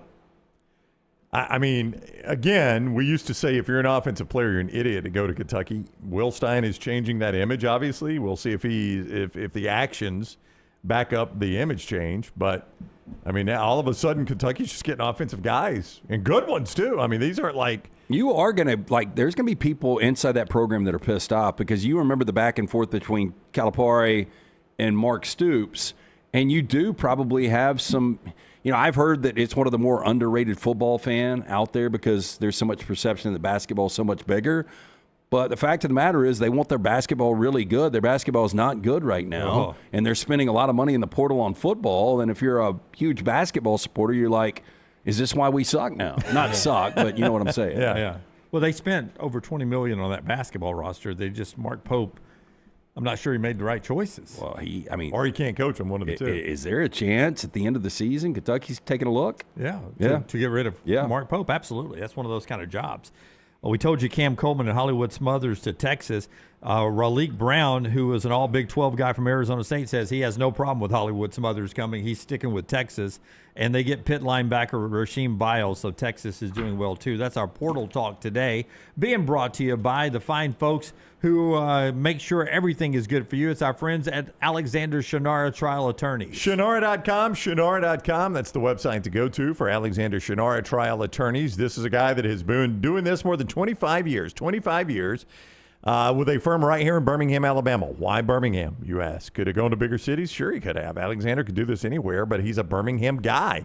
Born and bred in Birmingham, wanted to build a firm that took care of his community, and they have done just that. Again, more than $2 billion recovered for his clients at Alexander Shannara Trial Attorneys. You don't pay a dime unless they win your case. Shannara.com, Alexander Shannara Trial Attorneys, Shannara.com. And I've said it before, very important you're getting 8+ hours of sleep, so important for your health. If you're not, you might have sleep apnea. You need to check out our friends at CPAP Plus. If you're looking for the best CPAP gear with personal service you can trust, visit CPAP Plus. 5 locations throughout the state of Alabama, 3 convenient right here in Birmingham, Pelham, Highway 280 in Trussville. Get in, see the O'Neill brothers, Woody and Joe. Fantastic guys. Stop by CPAP Plus where you're going to find the best service and equipment all in stock, ready for you with hundreds of 5-star Google reviews. Trust CPAP Plus for all of your CPAP needs. CPAP Plus, where every night matters. For more information, o'neillmed.com. That is ONEAL med.com. So much football to talk about. We got to get to basketball here, though, because Auburn had their best win, I think, of the season as they rolled number 15, Arkansas, 95-73. In that game, Keyshawn Hall became the first person to go back-to-back 30-plus games for Auburn in 32 years. He hit 11 of 14 from the field, 4 of 5 from 3, and Auburn wins it 95-73. Here's Stephen Pearl on a much-needed win. You know, they were excited about, obviously playing a really good team. They got a couple guys that are going to get their name called in June in the NBA draft, and, our guys got up for that. The challenge now is, we got to do that every night. Because you've seen what it looks like when you don't do it. You lose to Georgia in overtime and you lose to A&M at home. So, we just got to continue to build off of that. But I thought, after Tuesday night, lesser teams would have kind of continued to harp on that and let that affect their performance and get too low. Well, we got to do the same thing after tonight. Like, we beat a top 15 team. We can't let that get us too high now. Like, we felt like we should win the game playing them at home. Obviously I have a ton of respect for those guys. Like, they do such a good job, and Cal's done a great job with this group, and they're going to win a lot of games this year. But we can't let that one result, make us feel like we've done something because, we're still 1-2 in conference, and we still got some ground we got to make up. And they go on the road to Missouri next. Yeah, great ball rotation. Had really good shot selection. They go out and they shoot 57% from the field against that Arkansas team. That was really impressive. And such a needed win for Stephen Pearl and this program just to get things going in the right direction. Keyshawn Hall has just been so freaking good offensively. I mean, next level. And Tahad Pettiford, as far as sharing the basketball, they had 20 assists. 7 of those assists were Pettiford. He's got to find his shot, though. I mean, his last 5 games, he's 19% behind the arc. He's just I don't know if he's lost his confidence. I don't know what's going on, but at least he was involved as far as sharing the basketball. It was a home game, too, which has kind of been Pettiford's, oddly, been a bit of his Achilles heel, right? As he doesn't play as well at home. Yeah, that's what everyone always talks about when they're talking with Pettiford is that his metrics are actually better on the road than they are at home, just the opposite of most people in basketball. Yeah, it is an odd one. And a lot of the talk, too, 10 of 22 from beyond the arc. Not.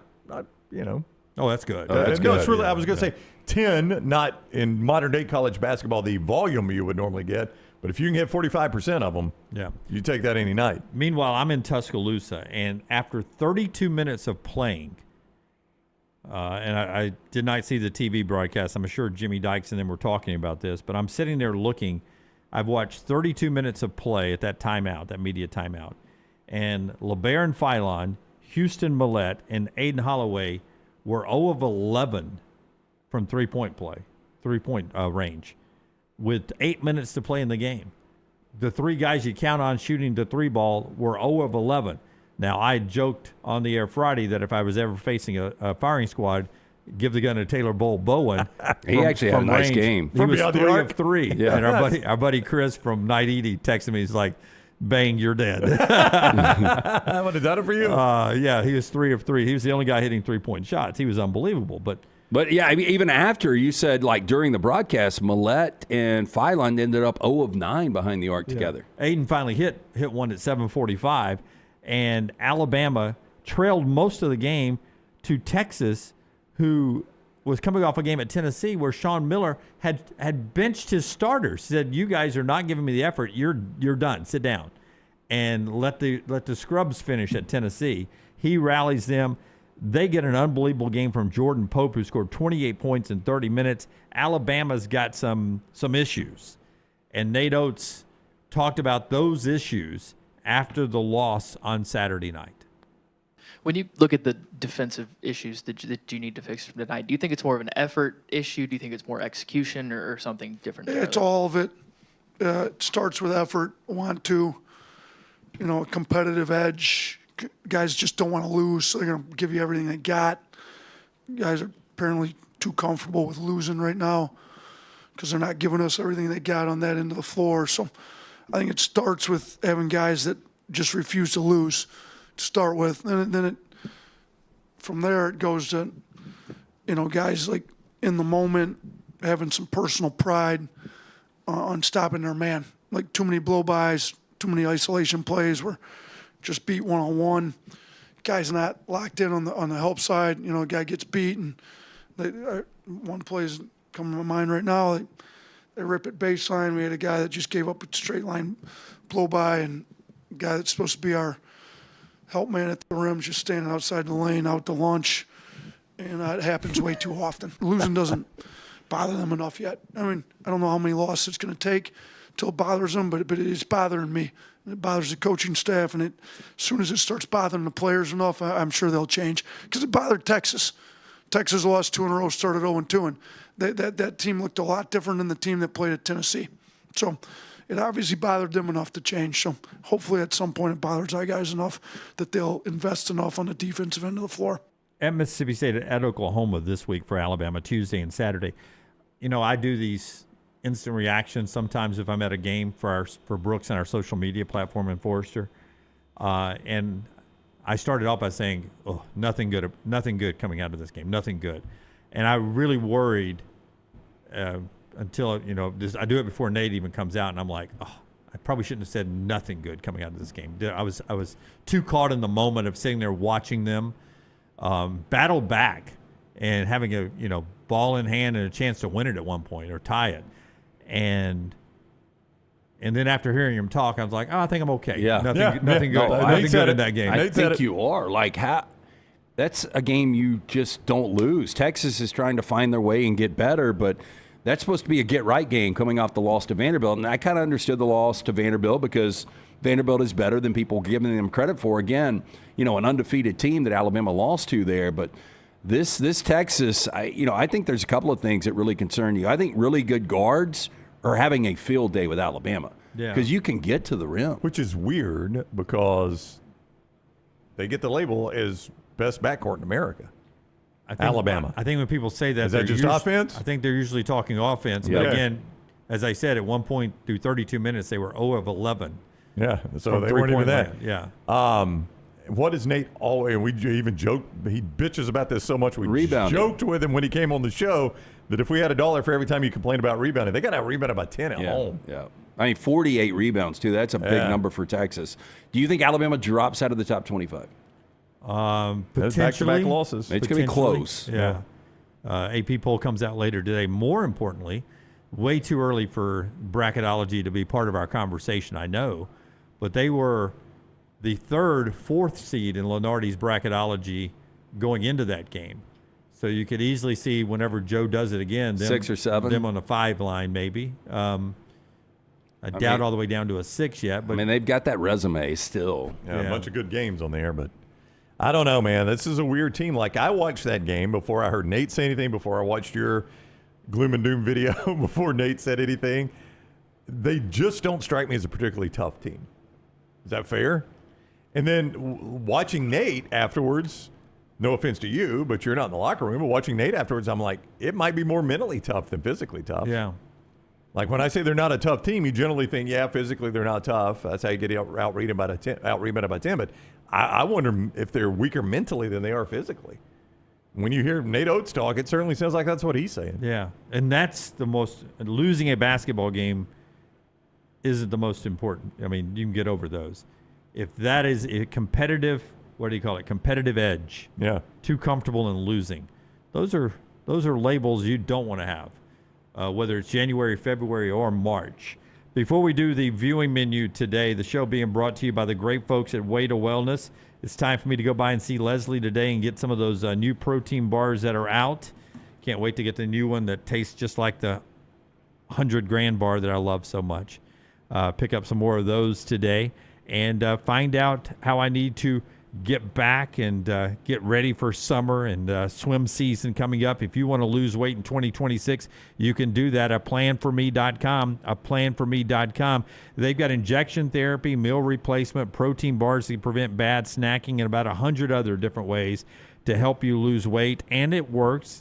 And they can help you maintain that weight loss as well. Planforme.com. No contracts, no sign-up fees, and your first consultation is free. And also our friends at Michelson Laser Vision. 205-969-8100, the number I called way back in 2003. I had the 2200 vision, was legally blind without the aid of contacts. After the procedure, which only took 12 minutes for both eyes, 2015 vision better than 2020. Make the phone call that I made, 205-969-8100. Dr. Mark Michelson, Dr. Jen Michelson, best in the business.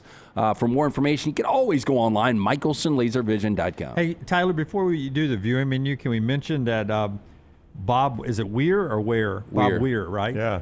Grateful Dead passing away and was on, did the memoriam on the Sphere again. They use that Sphere for a lot, but apparently I'm never have been a Grateful Dead kind of guy, which is crazy because I like some Widespread Panic, which basically is the same type of music. Yeah, always Widespread, Fish, and the Dead. I always just kind of throw those together. Yeah, but watching everyone react to his passing, just a monumental loss in the music world.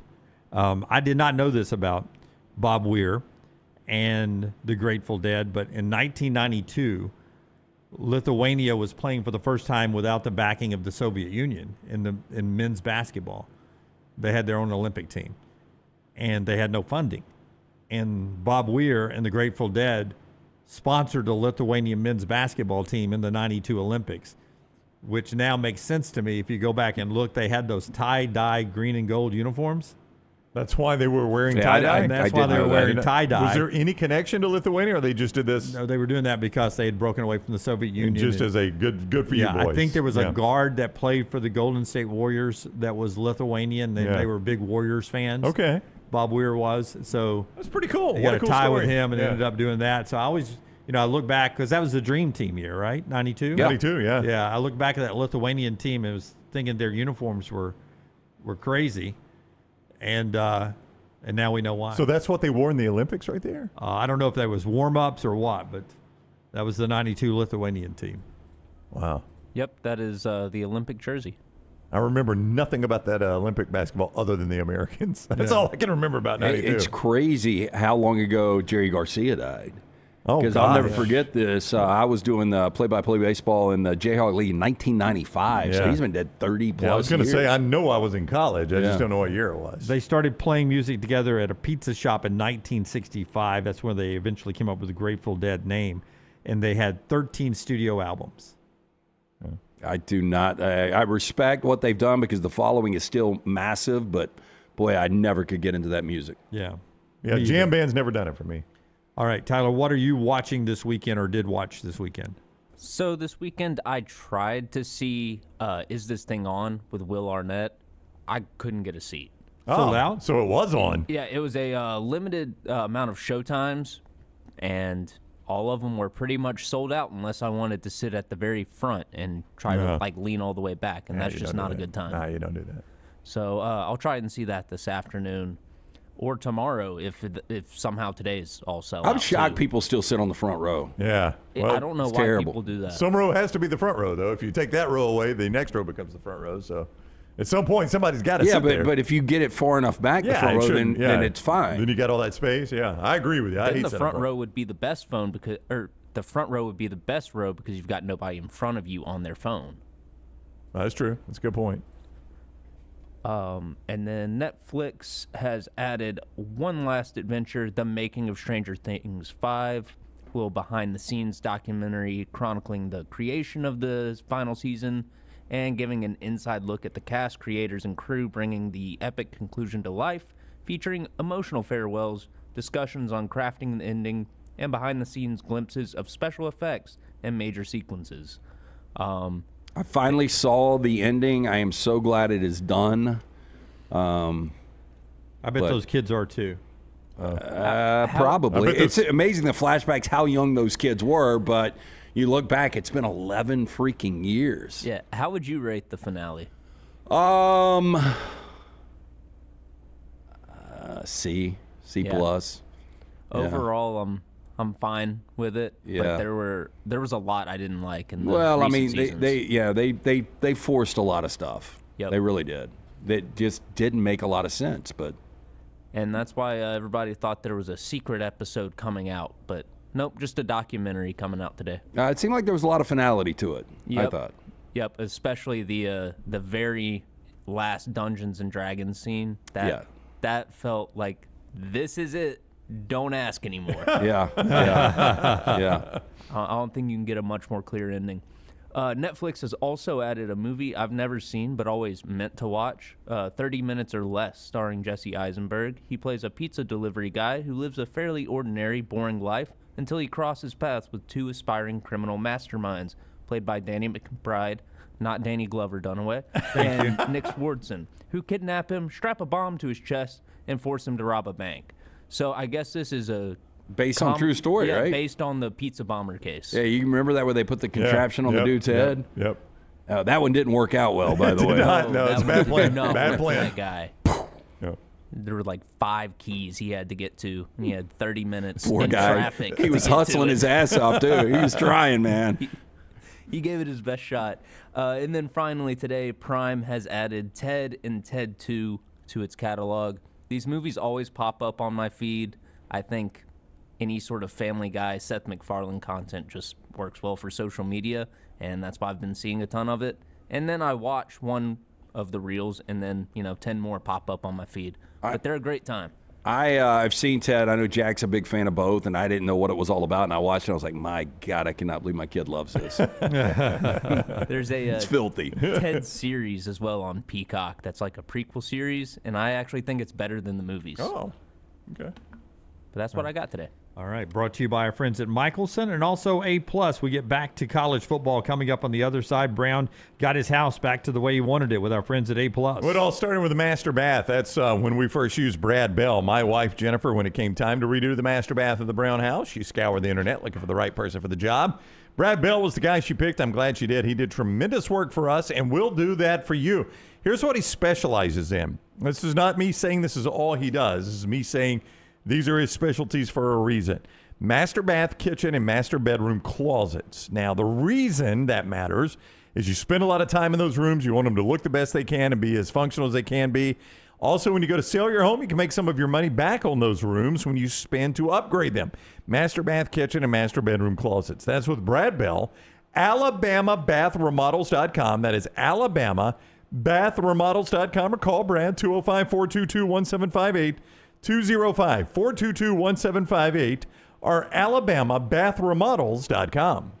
Follow Scott Forrester on Twitter at ScottForresterTV.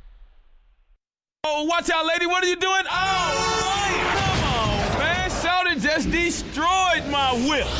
Say, little man, you need to call Alexander Sonaro, man. What the hell? Yeah, Alexander Sonaro trial attorney. I heard they get you paid quick, fast, and in a hurry. With 500 attorneys. And staff holding it down for clients they've represented in 50 states. 659-777-7777. Or Sonaro.com. Alexander Sonaro trial attorney suing the insurance company, not the individual. Call me, Alabama. Legal services provided. Any other provider.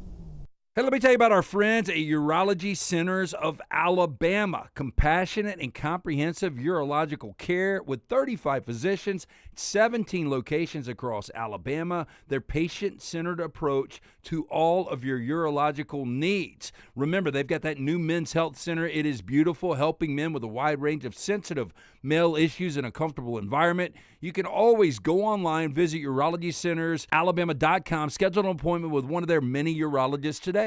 It's the O'Reilly Auto Parts World of Wheels, January 30th through February 1st at the BJCC. With customs, classics, hot rods, and more. Don't miss the Golden Riders motorcycle stunt team, plus BMX stunt teams performing outrageous stunts live. Friday, meet WWE star Rikishi. Saturday is Kevin Mack from Counts Customs. And Sunday, meet TV host Courtney Hansen. Bring the kids for free Hot Wheels racing, costume characters, rides, and more. Get discount tickets at all O'Reilly Auto Parts stores. Details at worldofwheels.net.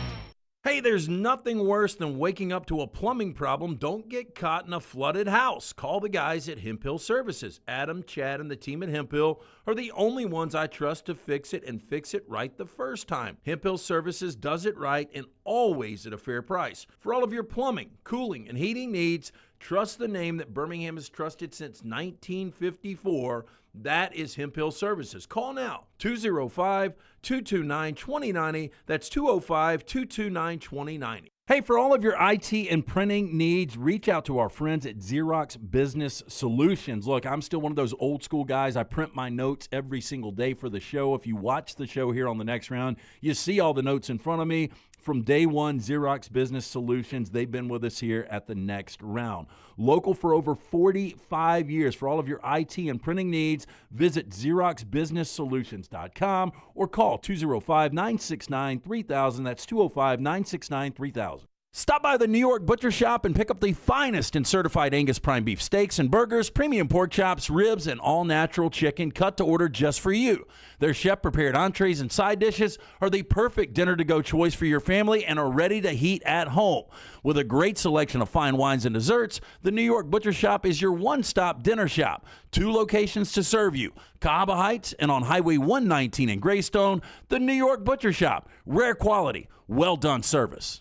Remember the name Way to Wellness if you're battling weight loss in your life. I'm Jim Dunaway from the next round. There was a time I was over 216 pounds until Way to Wellness helped me lose 45 pounds, and now for over 2 years, they've helped me keep that weight off. Here's their website, aplanforme.com, aplanforme.com. That's a great name for a website because there's no cookie-cutter plan. Everything is designed specifically for you. No contract, no sign-up fees, and your first consultation is free at Way to Wellness.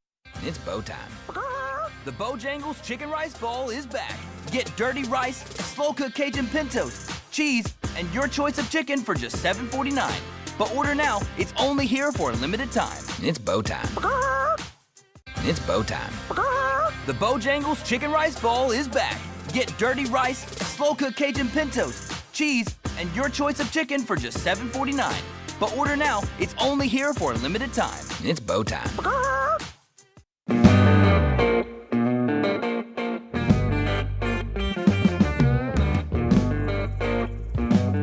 Hey, another big portal commitment. You've already got Sam Levitt to LSU, Dylan Raiola to Oregon. Some of you did not think this was a big deal. I thought where Keon Keeley was trending, but I'm told by people that know the game, 1 or 2 good plays a game is not enough to get the money he was asking for. So Keon Keeley to Notre Dame. He picks Notre Dame. The former 5-star plus guy is gonna be in that Notre Dame blue and gold. Well, good spot for him, obviously. He looks like a Notre Dame player, right? Kind of, yeah. And obviously Marcus Freeman's he values defense. That's where he Weird came up. Story coming out about Marcus Freeman and his kid's wrestling coach. The weirdest part's there's no video.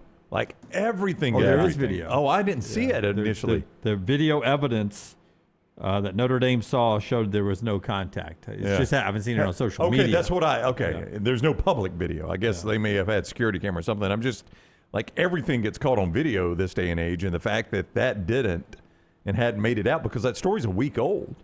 And the first anybody heard of it basically was yesterday. South Bend Tribune had it out that Chris Fleegler, a rival high school wrestling coach, was talking aggressively, I assume, to Marcus Freeman's son, who was wrapping up his wrestling career. And then Mrs. Freeman and Marcus got involved, and Fleegler filed a police report, and there will be no charges, according to the South Bend Tribune. Video evidence say there was no contact. Such a strange story because, I love Marcus Freeman. I think he's perfect for Notre Dame. I think he's perfect really for any program. But can you imagine hearing that a Nick Saban or a Bobby Knight intervene when a coach was yelling at one of their kids? Well, it was a different rival coach, and it was in a hallway. So I don't know this. I don't know the circumstances. So it wasn't his coach coaching him up. It was a rival coach apparently talking crap to him. I don't know, accusing him or something on the mat or something. But it was enough for Mrs. Freeman to get involved. And, if the wife gets involved and then some man yells at your wife. Then, if that's the case, it's going to have to go a long way for me to point a finger at Marcus Freeman. Yeah, that's right. So video evidence, and Notre Dame backed him up through the whole entire process. They are never doubting him.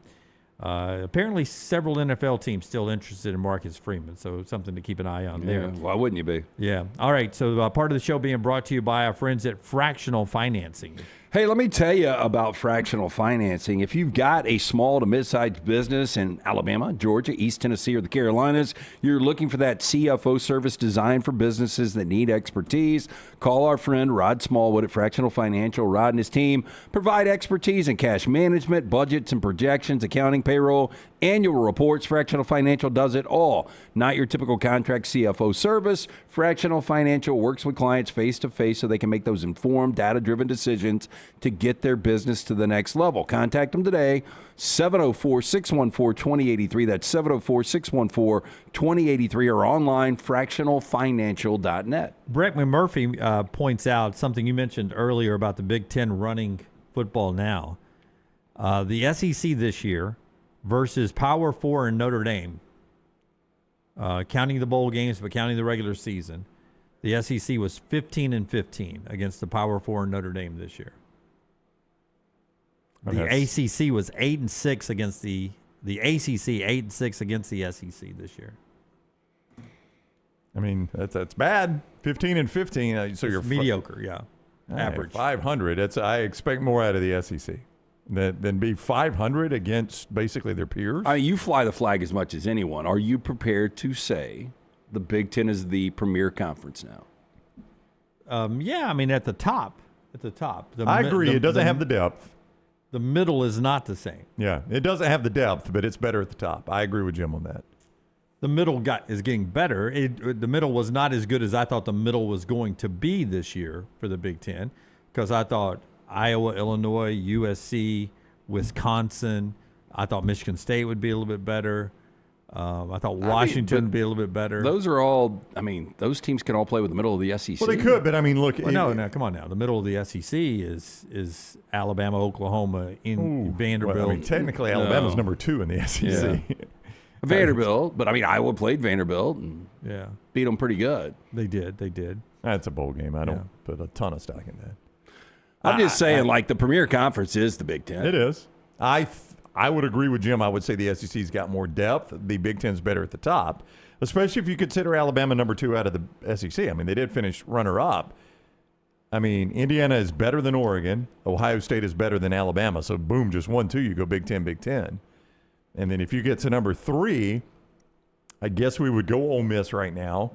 That's Oregon. I mean, I think that's pretty close. I think now you've gotten really close. So I think once you get into the middle of that, I mean, the bottom, Arkansas is the worst team in the SEC. I guess Purdue, was that the worst team in the Big Ten this year? I don't even really care to argue that because they're both so bad. I would take Arkansas. I would take Arkansas, but it's a terrible game to watch. But I think once you get to Oregon, Ole Miss, now we've got some light teams there, and I think you start to get a little more SEC there. You get Joel Klatt talking more like these guys coming up at the top of the hour on the Big Ten. But when we talk about the game on the field, let's get back to that, brought to you by our friends at Bojangles. You can make a bow time at Bojangles anytime, and right now, don't forget that they have got that great chicken rice bowl at Bojangles. It starts with a hearty scoop of dirty rice, big spoonful of slow-cooked Cajun pintos, a layer of melty cheese, and finally your choice of chicken. It is hot, it is hot, it is hearty, and it is all yours for just $7.49. Don't wait too long. It's only back for a limited time, so if you're hungry, you know where to go. Drive-thru's open. Make it bow time at Bojangles. Kirk Signetti gets asked about Indiana's long odds of winning the national championship back in the preseason, as they get ready as heavy favorites now to win the national championship 1 week from tonight. Odds of Indiana winning the national championship preseason were 100-1. What should they be going into this game against Miami? Well, you all have a job to do. And a lot of times you'll piggyback off somebody else's story or belief, and there's pressure to get it nowadays with the internet, get the story out there. And a lot of those people really don't know our team. They don't know what we're made of, what we got, and I get it. There was a lot of skepticism after last year that we were a fluke. That team did a lot of great things and got it all started. That team never trailed till the 9th game of the year. And when it did, 10-0 in the first quarter up at Michigan State, they scored 47 straight. I think a lot of that negative stuff in the media fueled the guys returning from this team, and we added some real key pieces. The main one sitting right here on my left, but other ones as well. Great leaders, great players. And we've just built off our successes, and we've won some big games on the road, and it helps when you have a quarterback play his best football when the game's on the line in the fourth quarter. And so, here we are. Here they are, and the discussion of being the greatest team of all time, I just can't go there. I mean, 2019 LSU. Oh, that's what I was going to say. 2020 Alabama. Thought about it over the weekend. If this was Ohio State, people would say that this is right there with 2019 LSU and 2020 Alabama. Yeah, there is an image issue. There's no doubt. If they played, a brand issue. But you guys have watched Indiana enough. Do you think they could play with those teams? I don't know. It's just such a, I don't know. It's so hard to compare. This Indiana team against 2019 LSU? Yeah. This Indiana team against 2020 Alabama? You better be good in the secondary. And they're good in the secondary, but buddy. I think they could play with them. I don't think they would beat them. I would take LSU and Alabama. I would, yeah. I mean, I think both of those are probably 3-point favorites against this Indiana team, and I would play both the SEC teams. And then some of the programs we consider greatest teams of all time, you just get in it was a different game back then. Like Tommy Frazier, Nebraska, they're running the triple option. I mean, I can't really compare them and this Notre Dame or this Indiana team, right? I mean, that's hard. But I would take Tommy Frazier, Nebraska against this Indiana team. They never see the option anymore. You don't believe in this Indiana team, do you? I still think Miami has a chance coming up on Monday night. They got a chance. I mean, if Miami plays, they can't have the 10 penalties and they can't turn the football over. But if they play their A game, if they play like they played against Ohio State, hell yeah, they got a chance. This is a 4 downs like question. If I'm stepping on one of your 4 downs, tell me. Yeah, I've still got from Friday. So okay. Well, yeah, I could still step on it. But a 4 downs like question. Well, I don't know how to word it. Hang on. I was going to do it in 4 down style. Well, let's do it right here. Let's do 4 downs. Well, come back to if this is not in 4 downs, I'll come back to my 4 downs. I guarantee it's not. Okay. Brought to you by our friends at Hemp Hill Services. Hemp Hill brings you the 4 downs today. Trust the name. Birmingham has trusted since 1954. If you have any plumbing, heating, cooling, any of these issues arise in your home or business, Adam, Chad, Andrew, the guys there awaiting your call. Hard to stop a train. 205-229-2090. Tell them the next round sent you. For more information, hemphillservices.com. First down. So Friday, Dave Matthews was 59 years old. If I asked you ultimately better career, Dave Matthews or Zach Bryan? Zach Bryan? Mm-hmm. If you're going money and ticket sales and all that, Zach Bryan he's on a stadium tours now. So he's about to make a lot of money. Boy, Dave Matthews, though, that guy's been touring and selling out venues for 30 years now. But Zach Bryan's in his, 20s probably? Yeah. And no, he's in his 30s easy, I think. Well, he served in the military, so, that burned up some of his... But maybe he's late 20s, but I think he's 30-ish. Maybe he's in his late 20s. Whatever happened to that girl he was dating? Brie Chicken Fry? Yeah. They broke up. Is she still a Barstool? Yeah, very much so. I have not seen her pop up at all. I really haven't either. Ever. She's still doing the same stuff? Yeah. Okay. I think, in fact, she was on the Task Force reality show where she made it deep into the run that was on One Network Television where, I forget the name of it, where you're with the SEALs and you're doing the training. Did you watch it just for her? No, I didn't watch any of it. Zach Bryan, 29, by the way. 29. So she did basically like buds training, or people were doing buds training to see how... it's that one where you have to hold your breath for so long. Yeah, they're all crying, and they show an ambulance pull off. Oh, yeah. But you're voted off. It's a reality show. But she made it pretty deep on there? Yeah, I think so. Okay. I think so, from what the promos said. Yeah. I'm going to say Dave Matthews, but Zach Bryan is coming to Jordan-Hare Stadium, and that's almost sold out. Yeah. He's playing it in Mississippi State, sold out. Played 100,000 at Michigan. So now he's doing stadiums. Yeah. Country music it's cultish in the fact, they're all in. Yeah. And they're going to support their acts. But this is, I don't know if it's still the same with college age, but when he made it big, it was through the college age guy fraternities. And with Zach Bryan, and he's got a new album out. I listened to it for the first time last night. 35 songs. First run through, I liked 5 of them. 35 songs. If I remember how long does it correctly. take to listen to My 35 gosh, songs? yeah. I was doing show notes and had it playing in the background. So maybe there were some songs I liked, but I added 5 to my golf playlist instantly. It has about every Zach Bryan song in. So it's... So that right there is better than Sydney Sweeney to you? Well, not the one on the right. Closer to the one on the left. So it's like to put some weight on. She has gained a better lot of weight. weight. She had an eating disorder when she was dating Zach. Yeah. According to her, allegedly. He was so mean to her. Yeah. According to her, allegedly. Yeah. Second down. Ocho Cinco was 48 this past Friday. Chad Johnson. Ultimately better career, Jackson Smith and Jigba or Ocho Cinco? I'm going to say Smith and Jigba.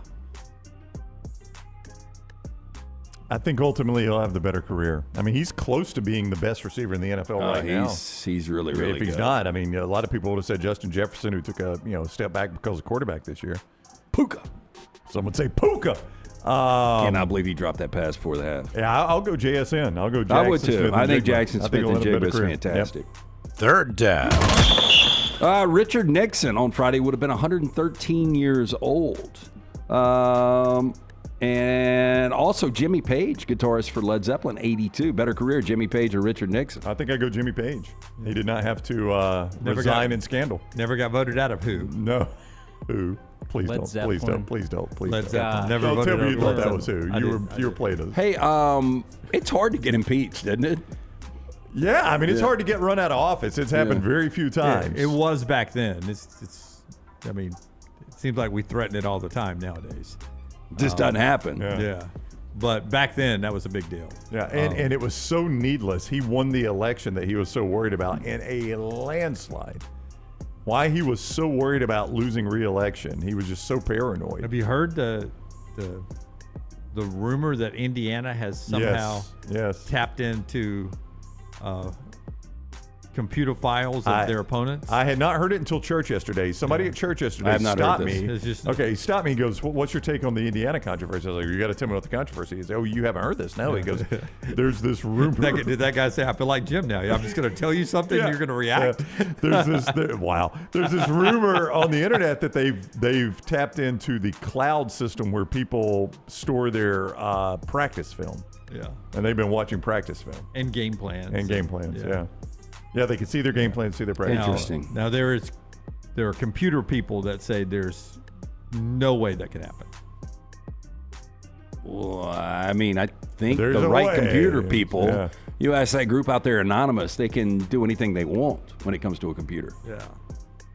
You hire one of those guys.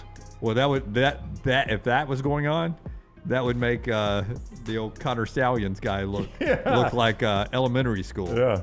Yeah, I hope that's not the case because unfortunately, boy, that would limit a lot. I don't want that story by any stretch of the imagination. No.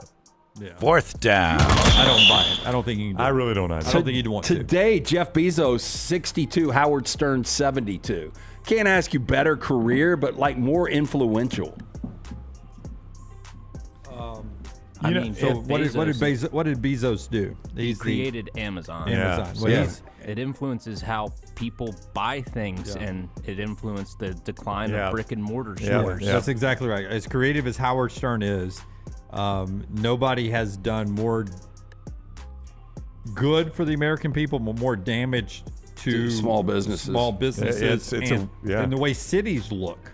Well, and do you think, I mean, those damn Amazon trucks are running at all hours of the night and all days of the week. They're still employing a lot of people, even though it has hurt like local brick and mortars.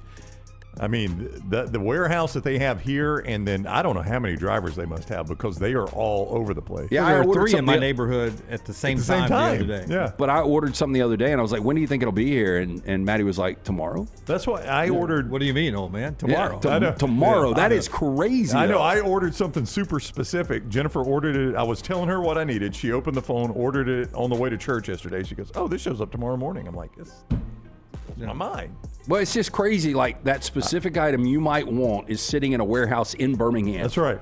And it is a super specific item, which is why we had to order it on Amazon. Old man talking, you guys will remember this because I used to be a comic book guy when I was really young, and those ads, you would order stuff out of it 4 to 6 weeks.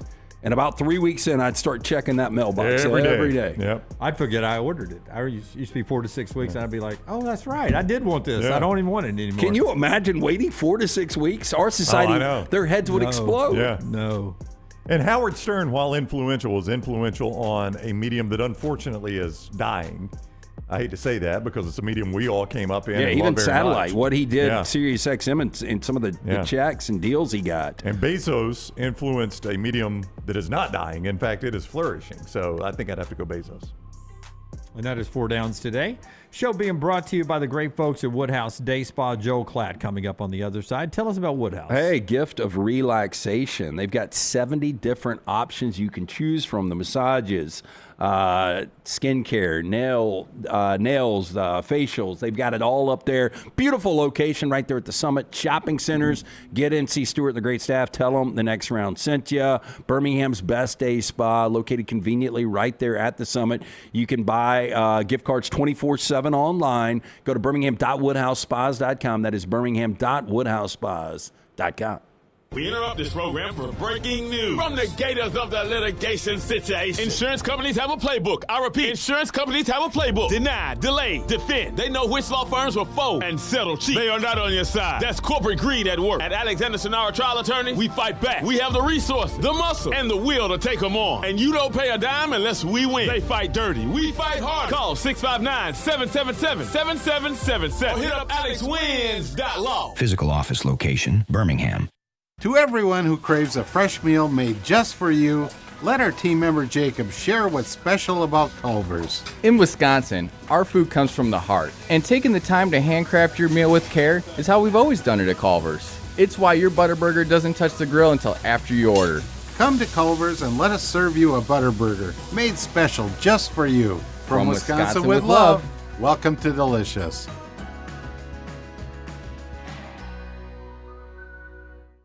Hey, there's nothing worse than waking up to a plumbing problem. Don't get caught in a flooded house. Call the guys at Hemp Hill Services. Adam, Chad, and the team at Hemp Hill are the only ones I trust to fix it and fix it right the first time. Hemp Hill Services does it right and always at a fair price. For all of your plumbing, cooling, and heating needs, trust the name that Birmingham has trusted since 1954. That is Hemp Hill Services. Call now, 205-229-2090. That's 205-229-2090. Sterling and the fine folks at Champy's Chicken on Highway 119 in Alabaster want to welcome you in for a great lunch or dinner starting at 11 a.m. every day. Chicken that's brined overnight and cooked to order, and the taste of the Delta with those Delta recipe tamales. Champy's is perfect for all your tailgating needs this football season. You can also choose Champy's for your next party, wedding, or birthday. Great food, great people. Champy's Chicken on Highway 119 in Alabaster, and everything online at champyschicken.com. At Central State Bank, we are large enough to serve you and small enough to know you.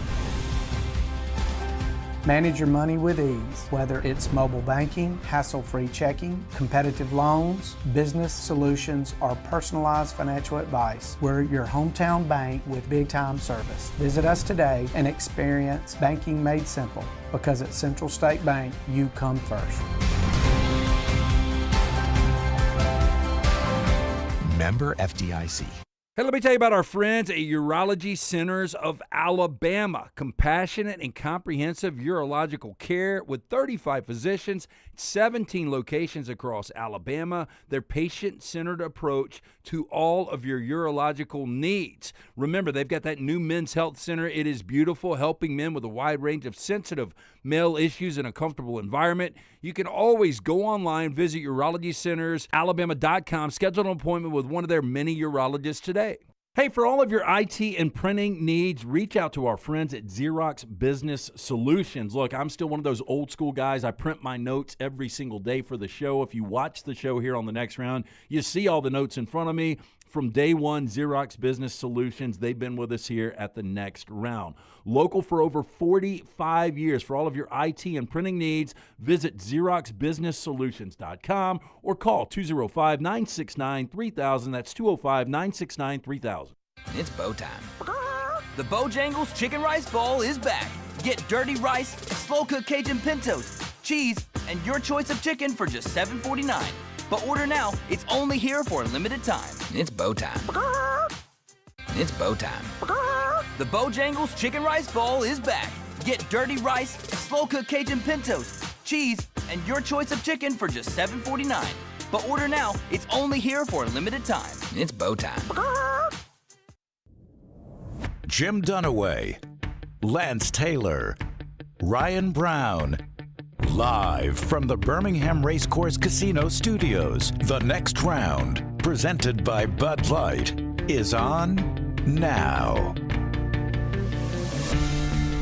Lance with Brock Heward and the final Unlocked coming up after the show today. So a little bonus coverage, that in about 1 hour from right now if you're watching us live. That gets us, though, to Joel Klatt, Brownie, where on a day we've seen Sam Levitt go to LSU and Dylan Raiola commit to Oregon. We still got one more football game left to play, and Indiana could still be the last team standing. They could be. Boy, they look like they're going to be. Klatt will also join us on Championship Monday, so We'll have plenty of time to talk with him about Indiana and Miami. But first of all, Klatt, I hope you're doing well. How are you today? Great. Good to see you boys. How you guys doing? Awesome. Always good to see you. I did not envision. I knew Indiana was good.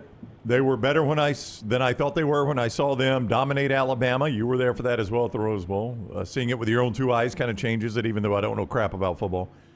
But boy, I never envisioned them plowing through the playoffs this way. I mean, they have just two dominant performances. I remember last year. Let me take you back, and it was this team that was undefeated, and they had played nobody in the non-conference. I mean, like nobody. And I went in, and Nebraska, I think, was also undefeated, if I'm not mistaken. And I went in, and I really liked Nebraska at the time. This freshman quarterback, Matt Rule, like all these things. And I was like, man, they got this quality defense. They had two defensive tackles that were really good players. And we were going to Indiana to do this game, and I was, watching the film, and I was like, man, like this Indiana team is pretty good, on the film. And then they went out there and just absolutely beat Nebraska down. Just beat them. It wasn't even close. And I can remember, and I hope I don't want to name names here, so I have to be careful on this show. This show gets a lot of run, fellas. I was talking with a very prominent coach, and after I called that game, and I told him, I said, yeah, like Indiana is very good. And his head snapped back to me. And he was like, wait, really? Because remember, coaches, their season is through a straw, right? Like they don't see everything until they're in game week. All they think about is their next opponent. All they see is their next opponent. They don't watch college football or consume college football like we all do. They consume college football through a straw. So his head snaps back, and he was like, whoa. He's like, Indiana?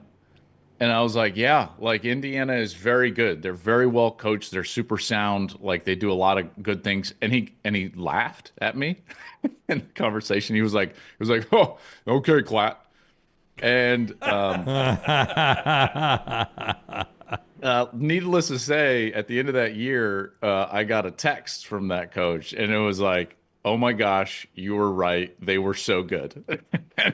and that was kind of the opening act. Now, granted, I didn't think that they were going to, be a playoff buster last year and anything. And they got exposed at Ohio State a little bit and couldn't protect the passer. And then Notre Dame, which was a very good team, played for a national championship, beat them up in the playoff. This year, I thought they can't do it again. There's no way they can do it again. And, I'm watching the film of the Illinois game because I was going to Illinois the next week. Illinois played USC the next week.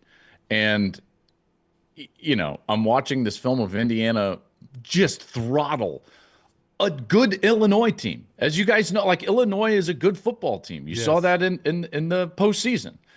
And they were just beating them down. And I thought to myself, oh my gosh, they're better. And I texted that same coach and I said, buckle up, they're better. And he goes, no. So anyways, I know that's a long story. I hope you guys enjoy like backstories. And they're so fundamentally sound, all the things. And that's why I was pretty confident when we talked before the Rose Bowl. And I told you guys, and I was trying not to sound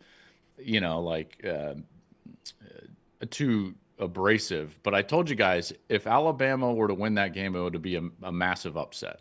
And that's because that's what the film suggested. I've watched Alabama several times, and I knew where they were weak and where they were strong. And I've watched every snap that Indiana has taken, and that is as sound and as good of a football team as I've seen in a long time. They're not going to have the first-round draft picks, that Ohio State had last year, or even Michigan had the year before, or certainly that Georgia had the couple of years before that. But my goodness, this is a team that is suffocatingly good and almost impossible to beat. Not impossible. I mean, someone could absolutely beat them. But man, it's going to take a pretty perfect performance, and now we're gonna expect Mario Cristobal in Miami to put up a perfect performance against this Indiana team.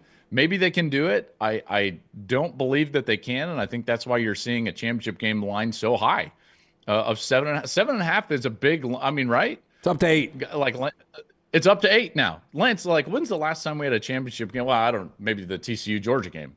Yeah. Now that I'm actually thinking about it, that's probably it. Yeah. Yeah, so let me ask you this, though, because Nick Saban hates hypotheticals. I love hypotheticals. And I hypothetically threw it out to Dunaway a minute ago. If 2019 LSU or 2020 Alabama played this Indiana team, what would that look like? Those two teams were just too talented, you know. So they I mean, I have to lean towards those teams. They had, especially 20 Alabama. My gosh, the speed on that field was insanity. And they had everything. Didn't they win every single major offensive award? I think so. Didn't they have the Outland, the Doak, the Maxwell, the Heisman, the Biletnikoff? I think that offense won every single major award in college football, if I'm not mistaken. But so I would lean them, but I don't know how great I would feel about it, right? I mean, I think that we've seen that well enough now. How many times are we going to see really good passing teams, really good quarterbacks, drop back and just have nowhere to throw the ball? Nowhere. Ohio State, nowhere to throw the ball. Alabama, nowhere to throw the ball. Oregon, nowhere to throw the ball. Brian Haynes has done a masterful job of orchestrating what is an almost exclusively zone defense, and there are no throws available, which is wild. I don't quite understand. Well, we've talked about it, and I know how he does it, but I'm not going to divulge that. If they win on Monday night, and they at that point would have 27 wins over the last couple of years, in the here and now, no disrespect to Kirby Smart, but could you make the argument Curt Cignetti is the best active coach in college football? Yeah. Yeah, I mean, you can make the argument. Some would disagree, but there's no doubt. By the way, Kirby hasn't even been in the Final Four in the last 3 years. You know, I mean, so that's 3 years is a long time. That's basically a whole cycle, almost a whole cycle of college players. We are approaching very quickly a roster full of kids at Georgia who have never even played in the Final Four. You know, so yes, absolutely, you can say that. And I know that, I did a whole thing on my show about just narratives and I know you guys might disagree, but I firmly believe in the last 3 years, and certainly this postseason and the last 2 postseasons, this narrative that the SEC is somehow vastly superior than the rest of college football, that's dead. I mean, as dead as it can possibly be. This idea of the gauntlet of the SEC, dead. At least it should be. Some might hold on to it. I believe that they would hold on to it falsely. And, and so it leads into this idea of Kirby's the best coach in college football. Well, no, he's not. He hasn't even played in the Final Four in the last 3 years with good teams, by the way. And in some cases, based on the composite, the most talented team. So Curt Cignetti is doing more with less than anybody, and he's doing it on a stage and at a pace right now that is fairly unprecedented. He did it at Indiana. Guys, Indiana is likely to win the national championship. That blows my mind. It just does.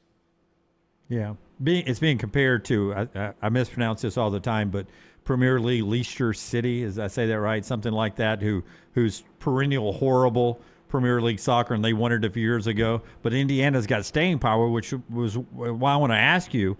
And we talked about Jim, this. What about me suggests I would have any idea about? There's nothing. International soccer. That's why I dropped that in there, but kept going to a question where McVay and Saban often had their staffs picked over every year for coordinators and assistant coaches to come and teach us the McVay and Saban way of doing things. Yeah.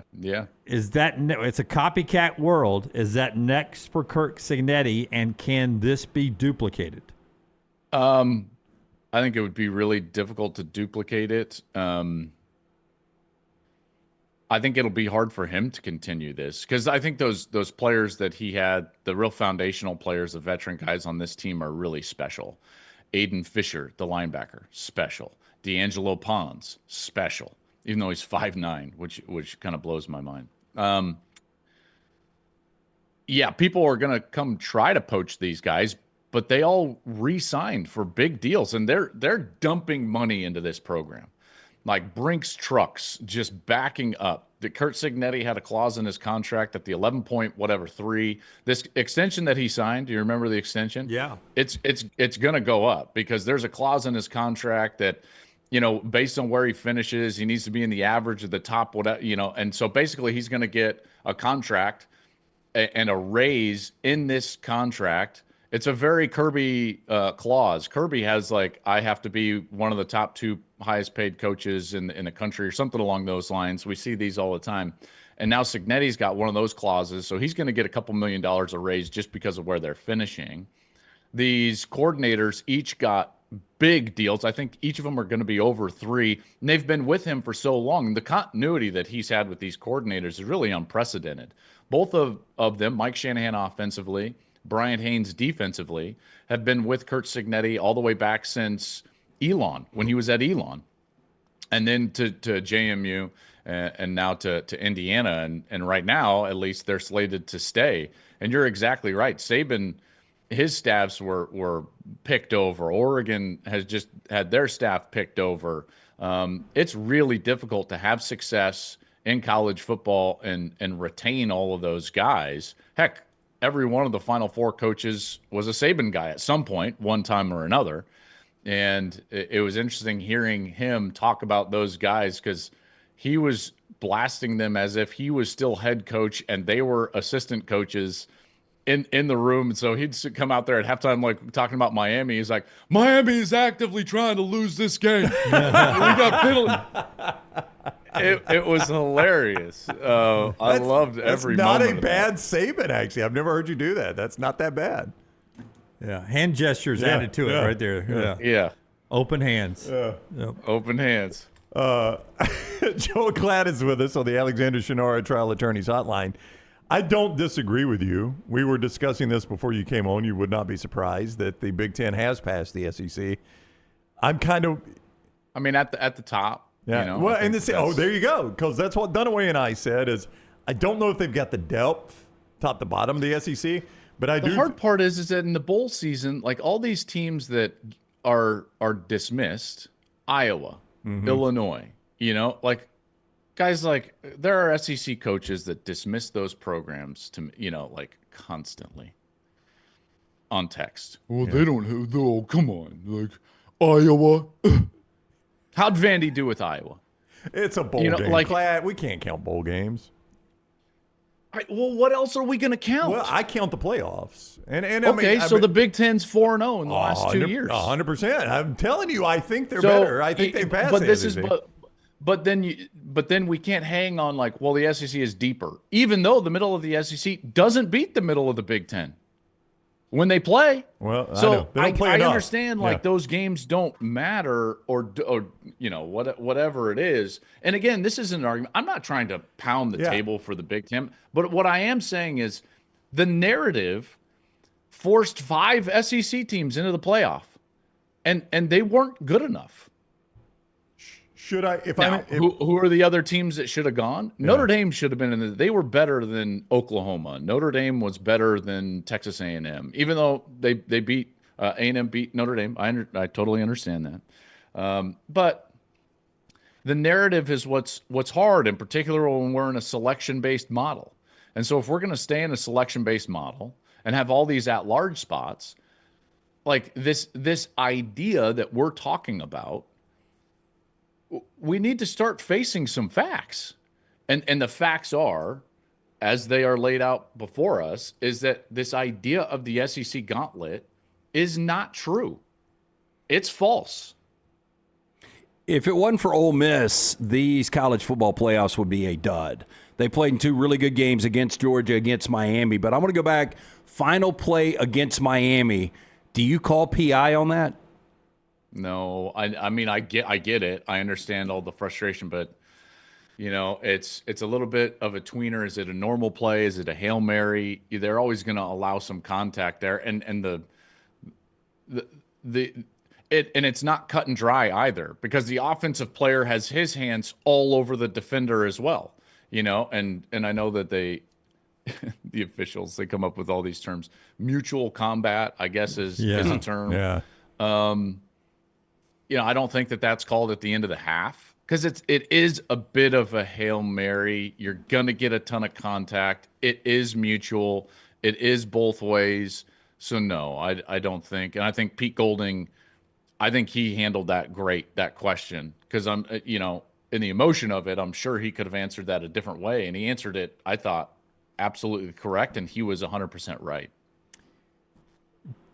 Through the reporting of Nick Kelly and AL.com, they're very tight with the Simpson family. Nick's got great contacts everywhere. Mm-hmm.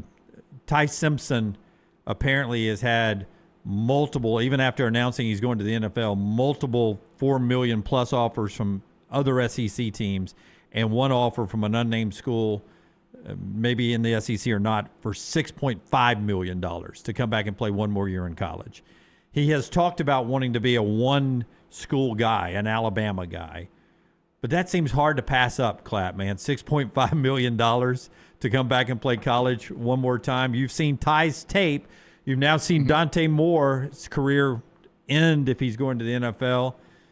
What would you do if you were Joel Klatt Simpson? What advice would you give Ty? If I was advising one or either or both, I would advise them both to come back. They both are phenomenal players. Ty probably a little bit more ready than Dante. Both of them need more time in college. And I think we've been over this before, I believe, on this show. If you actually look at the guys that have won Super Bowls this century, in the last 25 years, since basically Brady won his first, what you will see is that if you average out their college careers are littered with experience, deep experience, 30-plus starts, thousands of attempts, nearly 1,000 completions, 50-plus touchdowns, so on and so forth. And what you see with guys that have fizzled in the National Football League, one is bad fit, so they go to the wrong team, and then two is a lack of experience in college, 1 year of starting. The most extreme example, of course, would be Trey Lance, 1 year starting at a lower level. Obviously, that's an extreme example, but the crux of that argument stays the same. In fact, of the guys that have won Super Bowls this century, one of, if not the least experienced guy from a college perspective of all of the players that have won Super Bowls is actually Tom Brady, who started, I believe it was 26 or 24 games, 27, right around there. Almost everybody else has 30-plus starts. So that's just the experience side of things. Then you get to the idea of the financial aspect of the decision. It's just not as cut and dry as it used to be. It just isn't, because of the numbers that you were throwing out. It's not like you're foregoing the chance at life-changing money. You can get that life-changing money right now and then still go to the National Football League. And then there's the idea of fit. You better understand where you could potentially go, what organization is going to be there, what coach is going to be there, because as we've seen in the NFL, the number one indicator of how much success you'll have as a quarterback is the fit with the franchise, the coach, and ultimately the roster that is there. I think that is too much of a chance, in particular with some of those teams that have those top picks right now. There's a lot of organizations up there in the top 5 that are disasters. Ty is a wonderful player. He absolutely should come back to school, and so should Dante Moore. I think they both need it. Ty is not a big guy. He's not. And so I'm sure he looks at this as, hey, I don't want to come back and get injured. And that's totally his prerogative and his team's prerogative. There's no doubt. And I'm not going to begrudge them their opportunity to go fulfill a dream and play in the National Football League. But I do believe deeply that the more experience you have in college is much better for you moving forward as a quarterback. Like everything you said just then about those two players is what makes Trinidad Chambliss so fascinating. If he doesn't get a favorable court decision, which he has yet to get, he's got to go to the draft, and he's got no star. I mean, he's got, compared to what they normally have on these guys, he's got no film. I don't know. Listen, I don't have any legal background whatsoever. I just know this. The precedent, as I sit here and consume college football and analyze college football and just am a fan of this sport, anytime that a player gets into a courtroom against the NCAA, player usually wins. Normally. Because those judges hate the NCAA. And for good reason. You know, their arguments stink. They're I don't know what the word is, but they're overly punitive, I would say, the NCAA's rulings. And so I think he's still going to come back. I still think that this is going to go his direction. Until it doesn't, we'll see. But I will say this, if he is forced into the NFL, what a run that he had to put himself on a platform and into the rarefied air where he could be considered one of the better players in the draft. Yeah. That's what I would say, because his arm's phenomenal. He moves around great. I know this is going to sound crazy because Jackson had good success not only in college but ultimately in his rookie year with the Giants. I think that he is a more raw, Trinidad, speaking of, more raw but higher potential player than Jackson Dart. Now, maybe not by a ton, because I think Dart is a very good player. There's no doubt. But there is something about Chambliss that is magical, and it has to do with his competitive will, his elite arm. Like, guys, his arm is elite. Yeah. Off-platform. Look at the off-platform throws that you need to make in the playoffs to succeed. Did you see the Caleb Williams throw? Yes. My goodness. Like, how many guys on the planet can make that throw, in particular on fourth down? 2? Maybe. And so when you get that, and I think Chambliss, he's got something in him that reminds me of that. So we've had 22 playoff games from last year to this year. 16 of those decided by double digits. We haven't had really competitive games.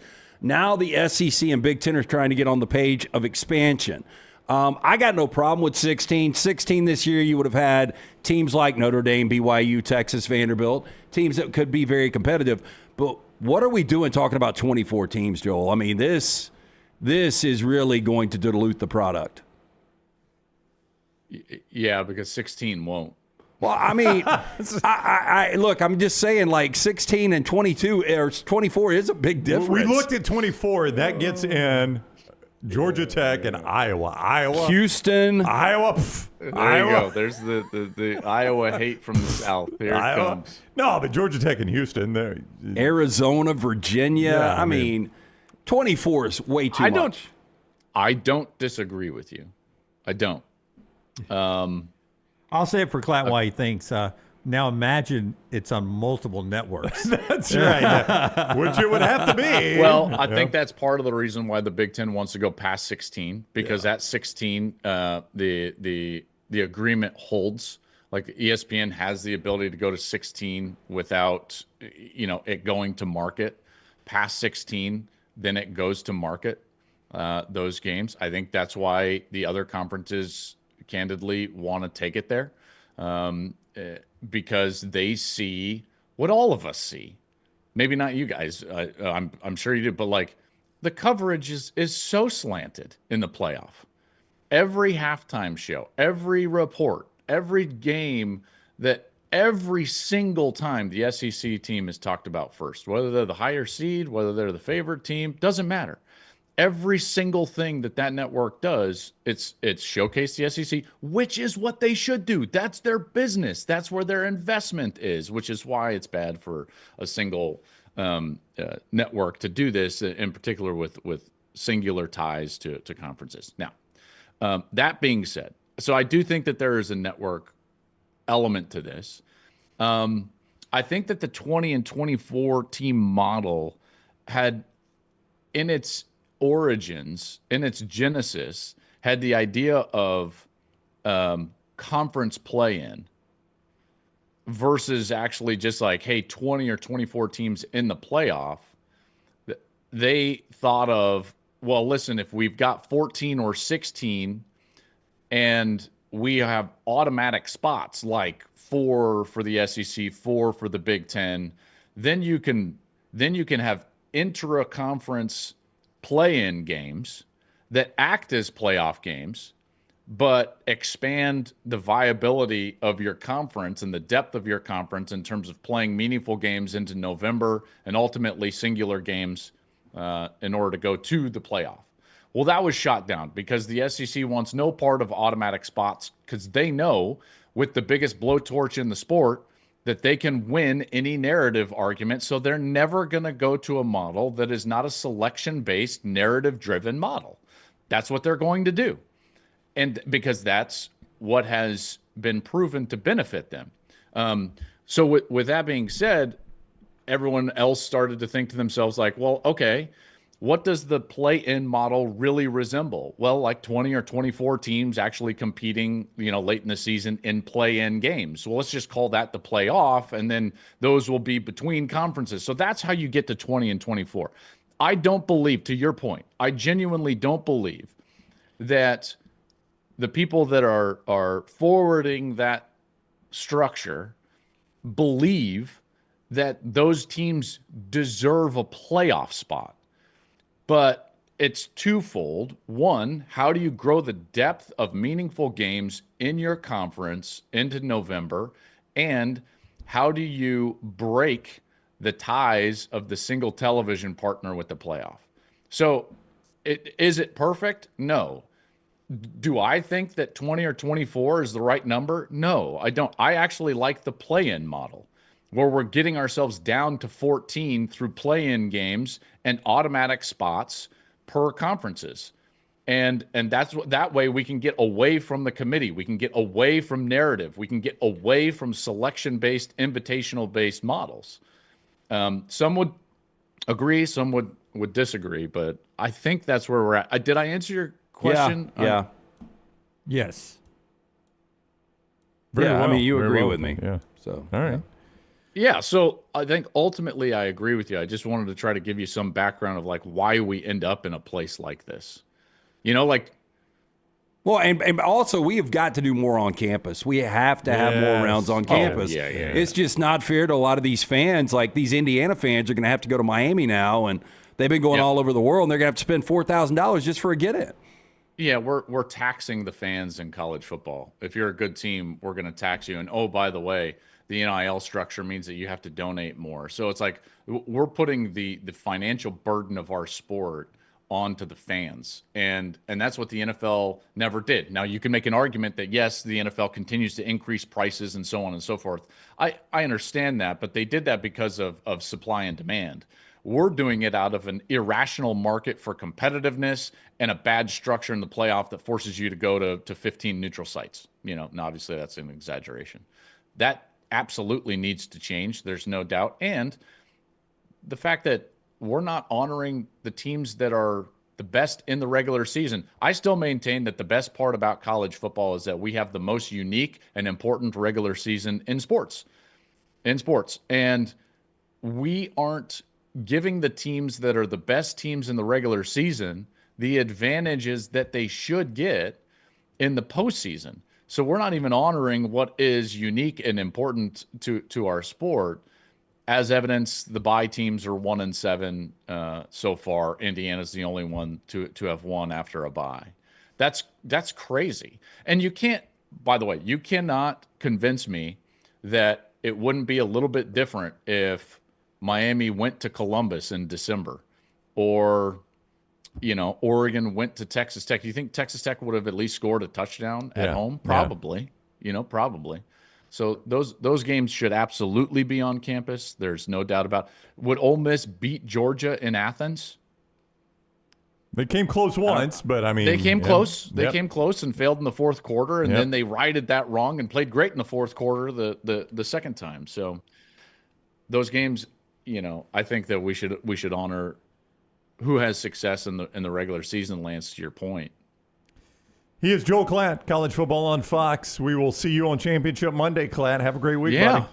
You know what I love about coming on your show, guys, is like we talk about important and deep things. Like it's not surface. I really appreciate that about what you guys do and allowing this kind of platform and disagreement and a guy from California to come on and say that the SEC narrative needs to die and you don't like just end the show. Yeah.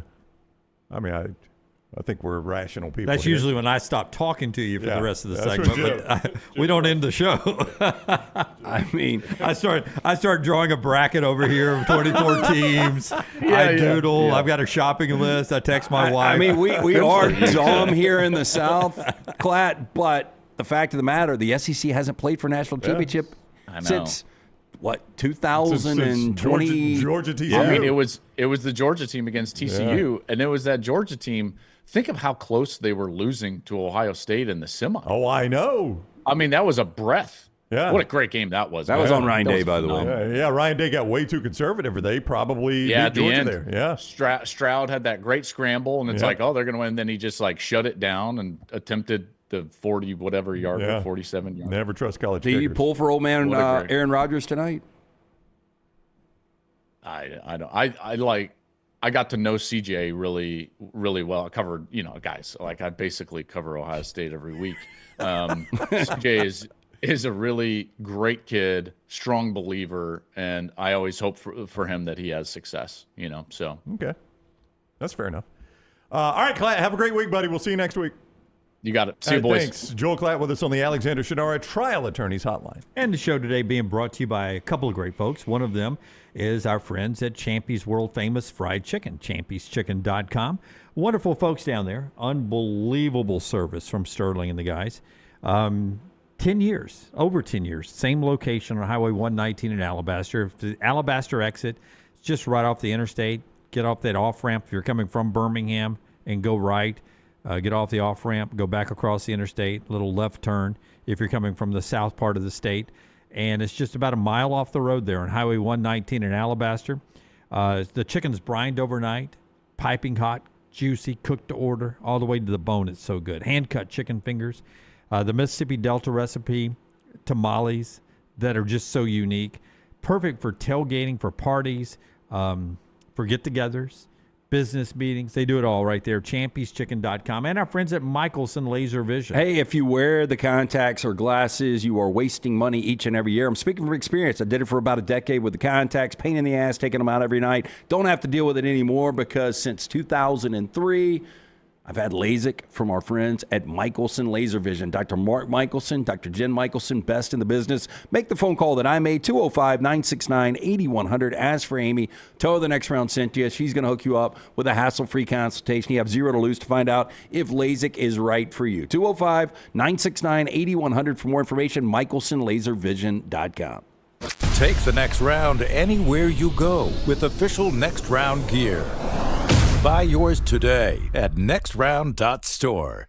We interrupt this program for breaking news from the gators of the litigation situation. Insurance companies have a playbook. I repeat, insurance companies have a playbook. Deny, delay, defend. They know which law firms will fold and settle cheap. They are not on your side. That's corporate greed at work. At Alexander Shannara Trial Attorneys, we fight back. We have the resources, the muscle, and the will to take them on. And you don't pay a dime unless we win. They fight dirty. We fight hard. Call 659-777-7777 or hit up alexwins.law. Physical office location, Birmingham.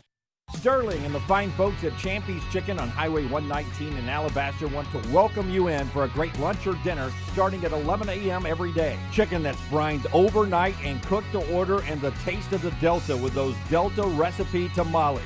Champy's is perfect for all your tailgating needs this football season. You can also choose Champy's for your next party, wedding, or birthday. Great food, great people. Champy's Chicken on Highway 119 in Alabaster, and everything online at champyschicken.com.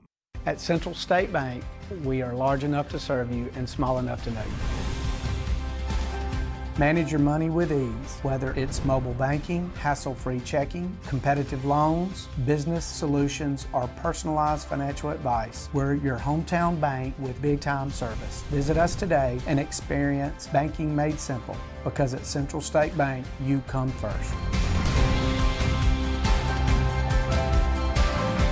Member FDIC. Hey, let me tell you about our friends at Urology Centers of Alabama. Compassionate and comprehensive urological care with 35 physicians, 17 locations across Alabama. Their patient-centered approach to all of your urological needs. Remember, they've got that new men's health center. It is beautiful, helping men with a wide range of sensitive male issues in a comfortable environment. You can always go online, visit urologycentersalabama.com, schedule an appointment with one of their many urologists today. Hey, for all of your IT and printing needs, reach out to our friends at Xerox Business Solutions. Look, I'm still one of those old school guys. I print my notes every single day for the show. If you watch the show here on The Next Round, you see all the notes in front of me. From day one, Xerox Business Solutions, they've been with us here at The Next Round. Local for over 45 years. For all of your IT and printing needs, visit XeroxBusinessSolutions.com or call 205-969-3000. That's 205-969-3000. Storm season is here. Make sure you have a plan of action in place right now. Greg from Pell City and Storm Restoration Roofing should be your first call when storms hit. Insurance companies love working with Storm Restoration Roofing because of Greg Nelson's name and reputation in the industry. When storms hit, call Greg Nelson. He's local, 205-542-3531. He's the home of the free no-cost roof inspection. Greg from Pell City on Facebook, 205-542-3531. It's Storm Restoration Roofing. Hey, there's nothing worse than waking up to a plumbing problem. Don't get caught in a flooded house. Call the guys at Hemp Hill Services. Adam, Chad, and the team at Hemp Hill are the only ones I trust to fix it and fix it right the first time. Hemp Hill Services does it right and always at a fair price. For all of your plumbing, cooling, and heating needs, trust the name that Birmingham has trusted since 1954. That is Hemp Hill Services. Call now, 205-229-2090. That's 205-229-2090. It's bow time. The Bojangles Chicken Rice Bowl is back. Get dirty rice, slow-cooked Cajun pintos, cheese, and your choice of chicken for just $7.49. But order now. It's only here for a limited time. It's bow time. It's bow time. The Bojangles Chicken Rice Bowl is back. Get dirty rice, slow-cooked Cajun pintos, cheese, and your choice of chicken for just $7.49. But order now. It's only here for a limited time. It's bow time.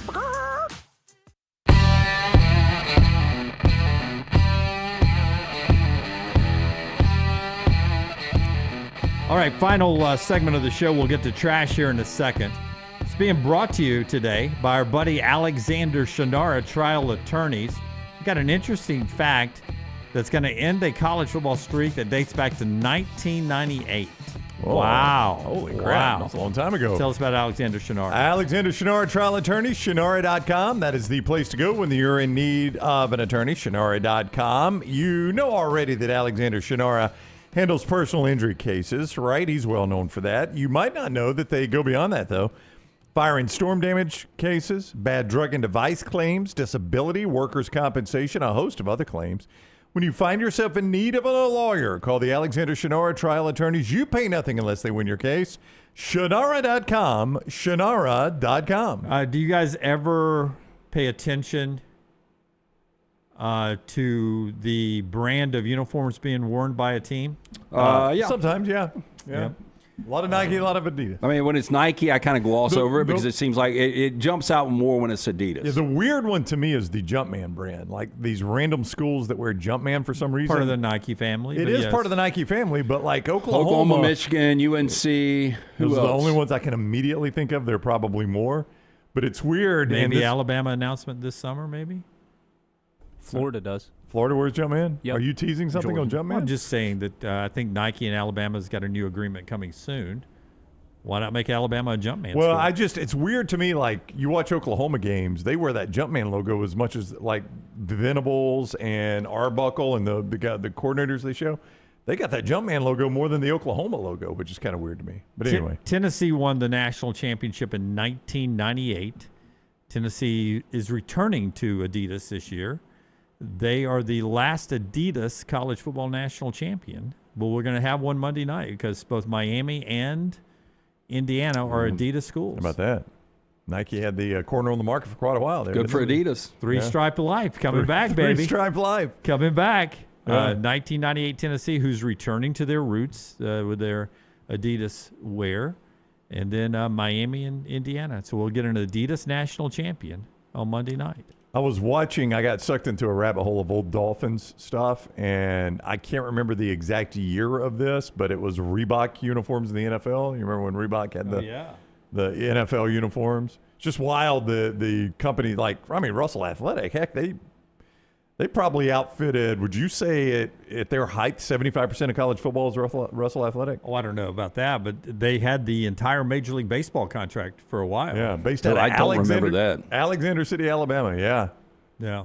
Russell Athletic, I mean, that's just a wild success story that evaporated as soon as the Nikes and Adidas were like, if we provide their jerseys, we could also sell their jerseys to the public. One thing I will never forget, the first year the Rams won a Super Bowl, Puma was their jersey. Yeah, I mean, the NFL ran through it. They had Reebok and Puma and all kinds of weird ones. Speaking of success stories, Vanderbilt, men's basketball, still unbeaten, 16-0.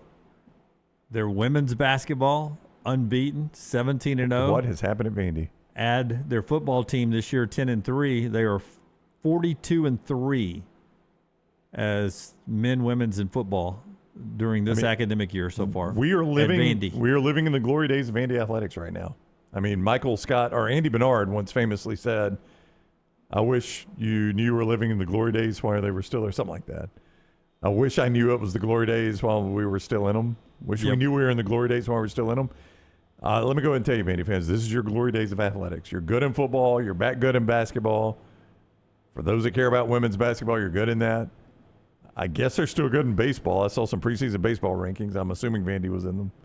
They're a baseball school. I mean, you're in your glory days right now, man. Yep. That's unbelievable. By the way, Michigan no longer unbeaten. Wisconsin beat them in Ann Arbor 91-88 over the weekend. Kansas is off to its second worst start under Bill Self, and he's been there since 2003. Meanwhile, UConn's off to its best start since 2009 in basketball. And we get more SEC basketball. Bama at Mississippi State tomorrow night. Auburn at Missouri on Wednesday night after Auburn got the big win over Arkansas, and Alabama had what was called a confounding loss to Texas. It's time for Trash today, brought to you by our friends at Crane U. LT, tell us about Crane U. Crane U, giving you an opportunity if you're in the market, maybe for a new challenge out there. Our friends at Crane U, they can help you out with this if you're looking for that new career. Need further training to advance your current one? Our friends at Crane U offer the comprehensive, state-of-the-art, fully stocked training facilities for mobile cranes, overhead lifts, forklift training. If you want to use your own equipment, the team at Crane U will come to you. On-site, on-location training offered nationwide. Make your job easier, your job site safer. Crane U also offers certification, safety inspections to ensure the safest environment possible. Classes available monthly. So call or visit our friends at Crane U. Very important. Mention next round, 10% off all these great services. Call 855-CRANE-U or visit them online at craneu.com. Sandra, how far has this family come? We came from Baton Rouge, Louisiana. LT's Trash is presented by Bud Light. Easy to drink, easy to enjoy. I know that's Brown's favorite. I love that. Always gives that chuckle. I was watching it live when it happened too. Like Laura Rutledge thinks I'm about to get the most emotional answer I could get on how far this family's come. Yeah. She says, "Oh, Baton Rouge was there." Hey, real quickly before you jump into the trash, it just is. Who's a 3-year Letterman has just reposted this. For he does a lot of satire, so this is real, right? It's from Infodex. He just retweeted something from Infodex. Countries by OnlyFans spending, and the gap between 1 and 2 is amazing.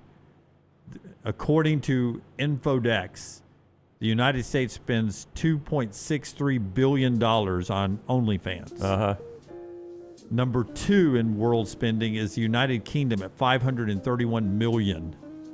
So the United States is $1.5 billion more. $2 billion more than number 2.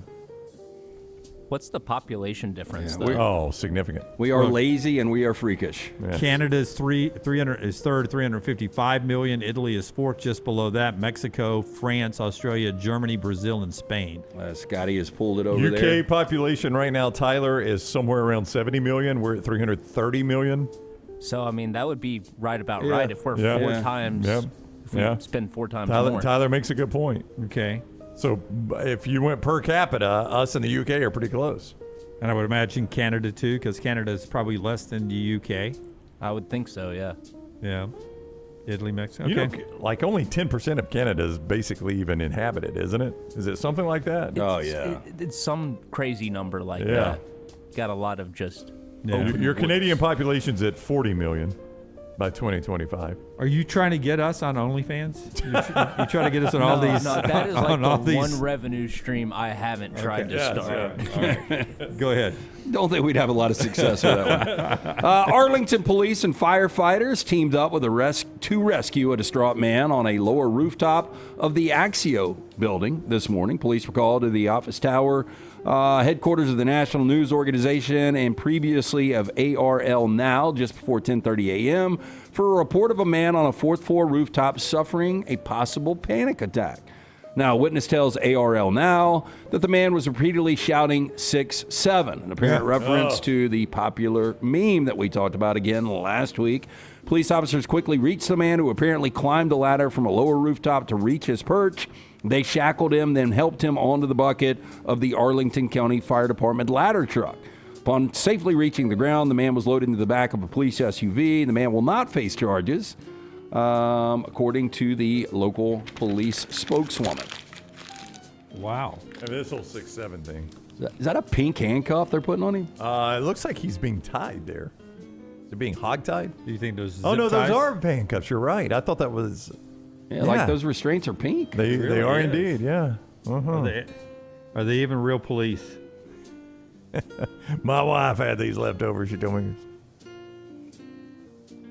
Police say they have arrested a Miami woman who was identified by victims through a fight video on a Facebook profile known as Juicy Booty. Oh, wow. This is Denisha Woods, faces charges of aggravated battery with a deadly weapon and aggravated child abuse, according to authorities. According to the arrest report, Woods, 38 years old, taken into custody on Wednesday afternoon after detectives linked her to a large fight near Crestwood Park on December 1st, where multiple juveniles and adults were involved in a street brawl that stemmed from an earlier school dispute. Now, the arrest report states one victim told officers she and her sister went to the park after being challenged to the fight, only to be attacked by approximately 20 to 30 females. Now, investigators say video of the incident shows a heavyset woman striking two victims with a metal baseball bat, causing injuries, including a closed fracture of the top of a shoulder blade. Now, the victim, later identified as Woods, as the alleged attacker, told detectives she recognized her as the mother of another girl involved and provided Woods' Facebook account listed under the name of Juicy Booty. Detectives reported that the victim positively identified Woods in a photo lineup. Second victim, an independent witness, also told police they saw Woods strike the victims with a bat, according to the report. Woods was arrested. She later denied the allegations, telling detectives she was not present during the incident. Also not president, though. She was right. Also not present. Yeah. Baseball bat, that's going to do some damage now. I don't know if she's got a good swing or not. That's old school protection right That there. is, old baseball bat. Yeah. Aluminum. There's a show that you never bring up. I guess nobody watches it. Industry. Never heard of it. I've seen one episode way back in the day, the HBO, right? Yeah, takes place in Great Britain. Yeah, season 4 starts. It came out last night. I haven't watched season 4, episode 1 yet, but I've enjoyed it. Really intense. you, It's almost like what was Succession meets something else. Did you watch? You need to know something else. Yeah, better something now. else will help. Succession meets. Well, I was going to say Game of Thrones because there's power struggles and dynamics, but it's nothing. The reason I brought it up, there's one guy who walks around with a baseball bat all the time. He does no damage with it, but that's his. That's his thing. That's his thing. Yeah. Did either of you watch the premiere of The Pit season 2? I've got it ready to watch. I didn't think it was out yet. I thought it was. No, Jennifer and I watched it sometime over the How weekend. was I it? think it came out Friday or Saturday night. They're going to have a hard time. Season 1 was so good. It was the hit of the year. Well, yeah, it was really good, but I mean, again, it was just so much and so over the top. Like, how can you continue to do this? I know. That's what I wondered after Season 1. I thought it was going to be a one and done, and then they immediately announced a Season 2. It's going to be hard. And I think, what was it last night, the Golden Globes? Yeah, Noah Wiley won. Yeah, he won, right? And I think it won Best Drama. Yeah. It did. Now, I don't want to be too negative, but with the streaming model set up the way it is, it's actually, there's more incentive for there to be one good season and then 3 mediocre seasons that make people think, oh, maybe it'll get back to how good it used to be. I.e. True Detective, right? Yeah, I kind of fear that for this because first episode was just, but again, it has set a very high bar. I mean, it was a fantastic first season. It was a great first season. And I hated I watched every one of them in an airport, but yes. That is it was wild really to good. me, yeah. But it's crazy they turned it back around because I was watching that in March. It was March Madness. Yeah, they got Season 2 out in a hurry. Yeah. They didn't want anybody to forget. So I did see the opening of Golden Globes right before the game kicked off of her roasting a bunch of people. Yeah. And she, whoever, what's her name? Nikki Glaser. Yeah, she was really funny. And she looked at Noah Wiley and said, Noah, thanks for being the only doctor I've seen regularly over the last 30 years. That's pretty good. The new season got 99%. That's tomato meter. I mean, that was critics, and then 79% on the popcorn meter. I mean, I'm not saying it was bad. I'm just saying it was just, it was there. So the CES 2026 Worst in Show Awards focused on a lot of AI-focused products, including an AI fridge, doorbell, and companions to tackle loneliness. The overall Worst in Show title went to Samsung's new AI-powered refrigerator, officially called the Bespoke AI Family Hub. Now, the fridge is designed to respond to voice commands, track food using computer vision, and suggest grocery replacements when items run low. Now, during demonstrations on the CES show floor, however, system reportedly struggled to recognize commands in noisy environments, raising questions about the reliability. Now, judges criticized the idea of adding more software, sensors, and advertising features to an appliance with a simple purpose. Samsung responded by saying, quote, "A trade show floor is naturally very different from a consumer's home environment. Our bespoke AI experiences are designed to simplify decisions around the home, making life more convenient and enjoyable." Now, the Worst in Show for Privacy Award went to Amazon's Ring doorbell system, which has AI features designed to detect unusual events, including people or animals, sparking concern about the normalization of surveillance and facial recognition. An AI desk companion called AI Me, marketed as an always-on digital soulmate for remote workers, won the People's Choice Worst in Show Award. The device tracks eye movement and vocal cues to respond empathetically, and critics say it blurred the line between companionship and constant surveillance. Oh, is that it? Are you going to wear that again? This is a second one that wasn't in the story I pulled for Trash today, but it's very similar. This did not get Worst in Show, but this is the gaming company Razer putting out their new Project Ava, which is basically an AI anime girl in a jar. I don't know why, but that's what they got. So I know you like anime. Would you want to date a chick that was anime looking like that? No, I would prefer a real person. Okay. No, what I'm not talking like a computer. I'm just talking about, She dresses that way. Yeah, runs around with a little cat ears and. Oh no, those people can be insufferable. No. Okay, so we know the Bills are getting rid of their current stadium. That's right. Bills Mafia. Although they could get one more game there. There's a path. Has a chance to literally own part of Buffalo Bills history, whether it's seats, turf, lockers, even the urinals. After 53 years at Highmark Stadium, the Bills are moving to a new $2.1 billion venue across the street in the fall. Before that, everything must go. Now, the Bills have partnered with sports memorabilia company Collectible Exchange to make as many keepsakes available to the public as possible.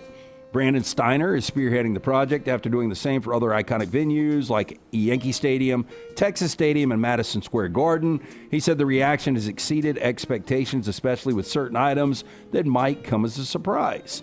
Quote, "People want those troughs. They want that kind of stuff, so we'll make that available." You're talking about Buffalo, and people take a lot of pride in the stadium.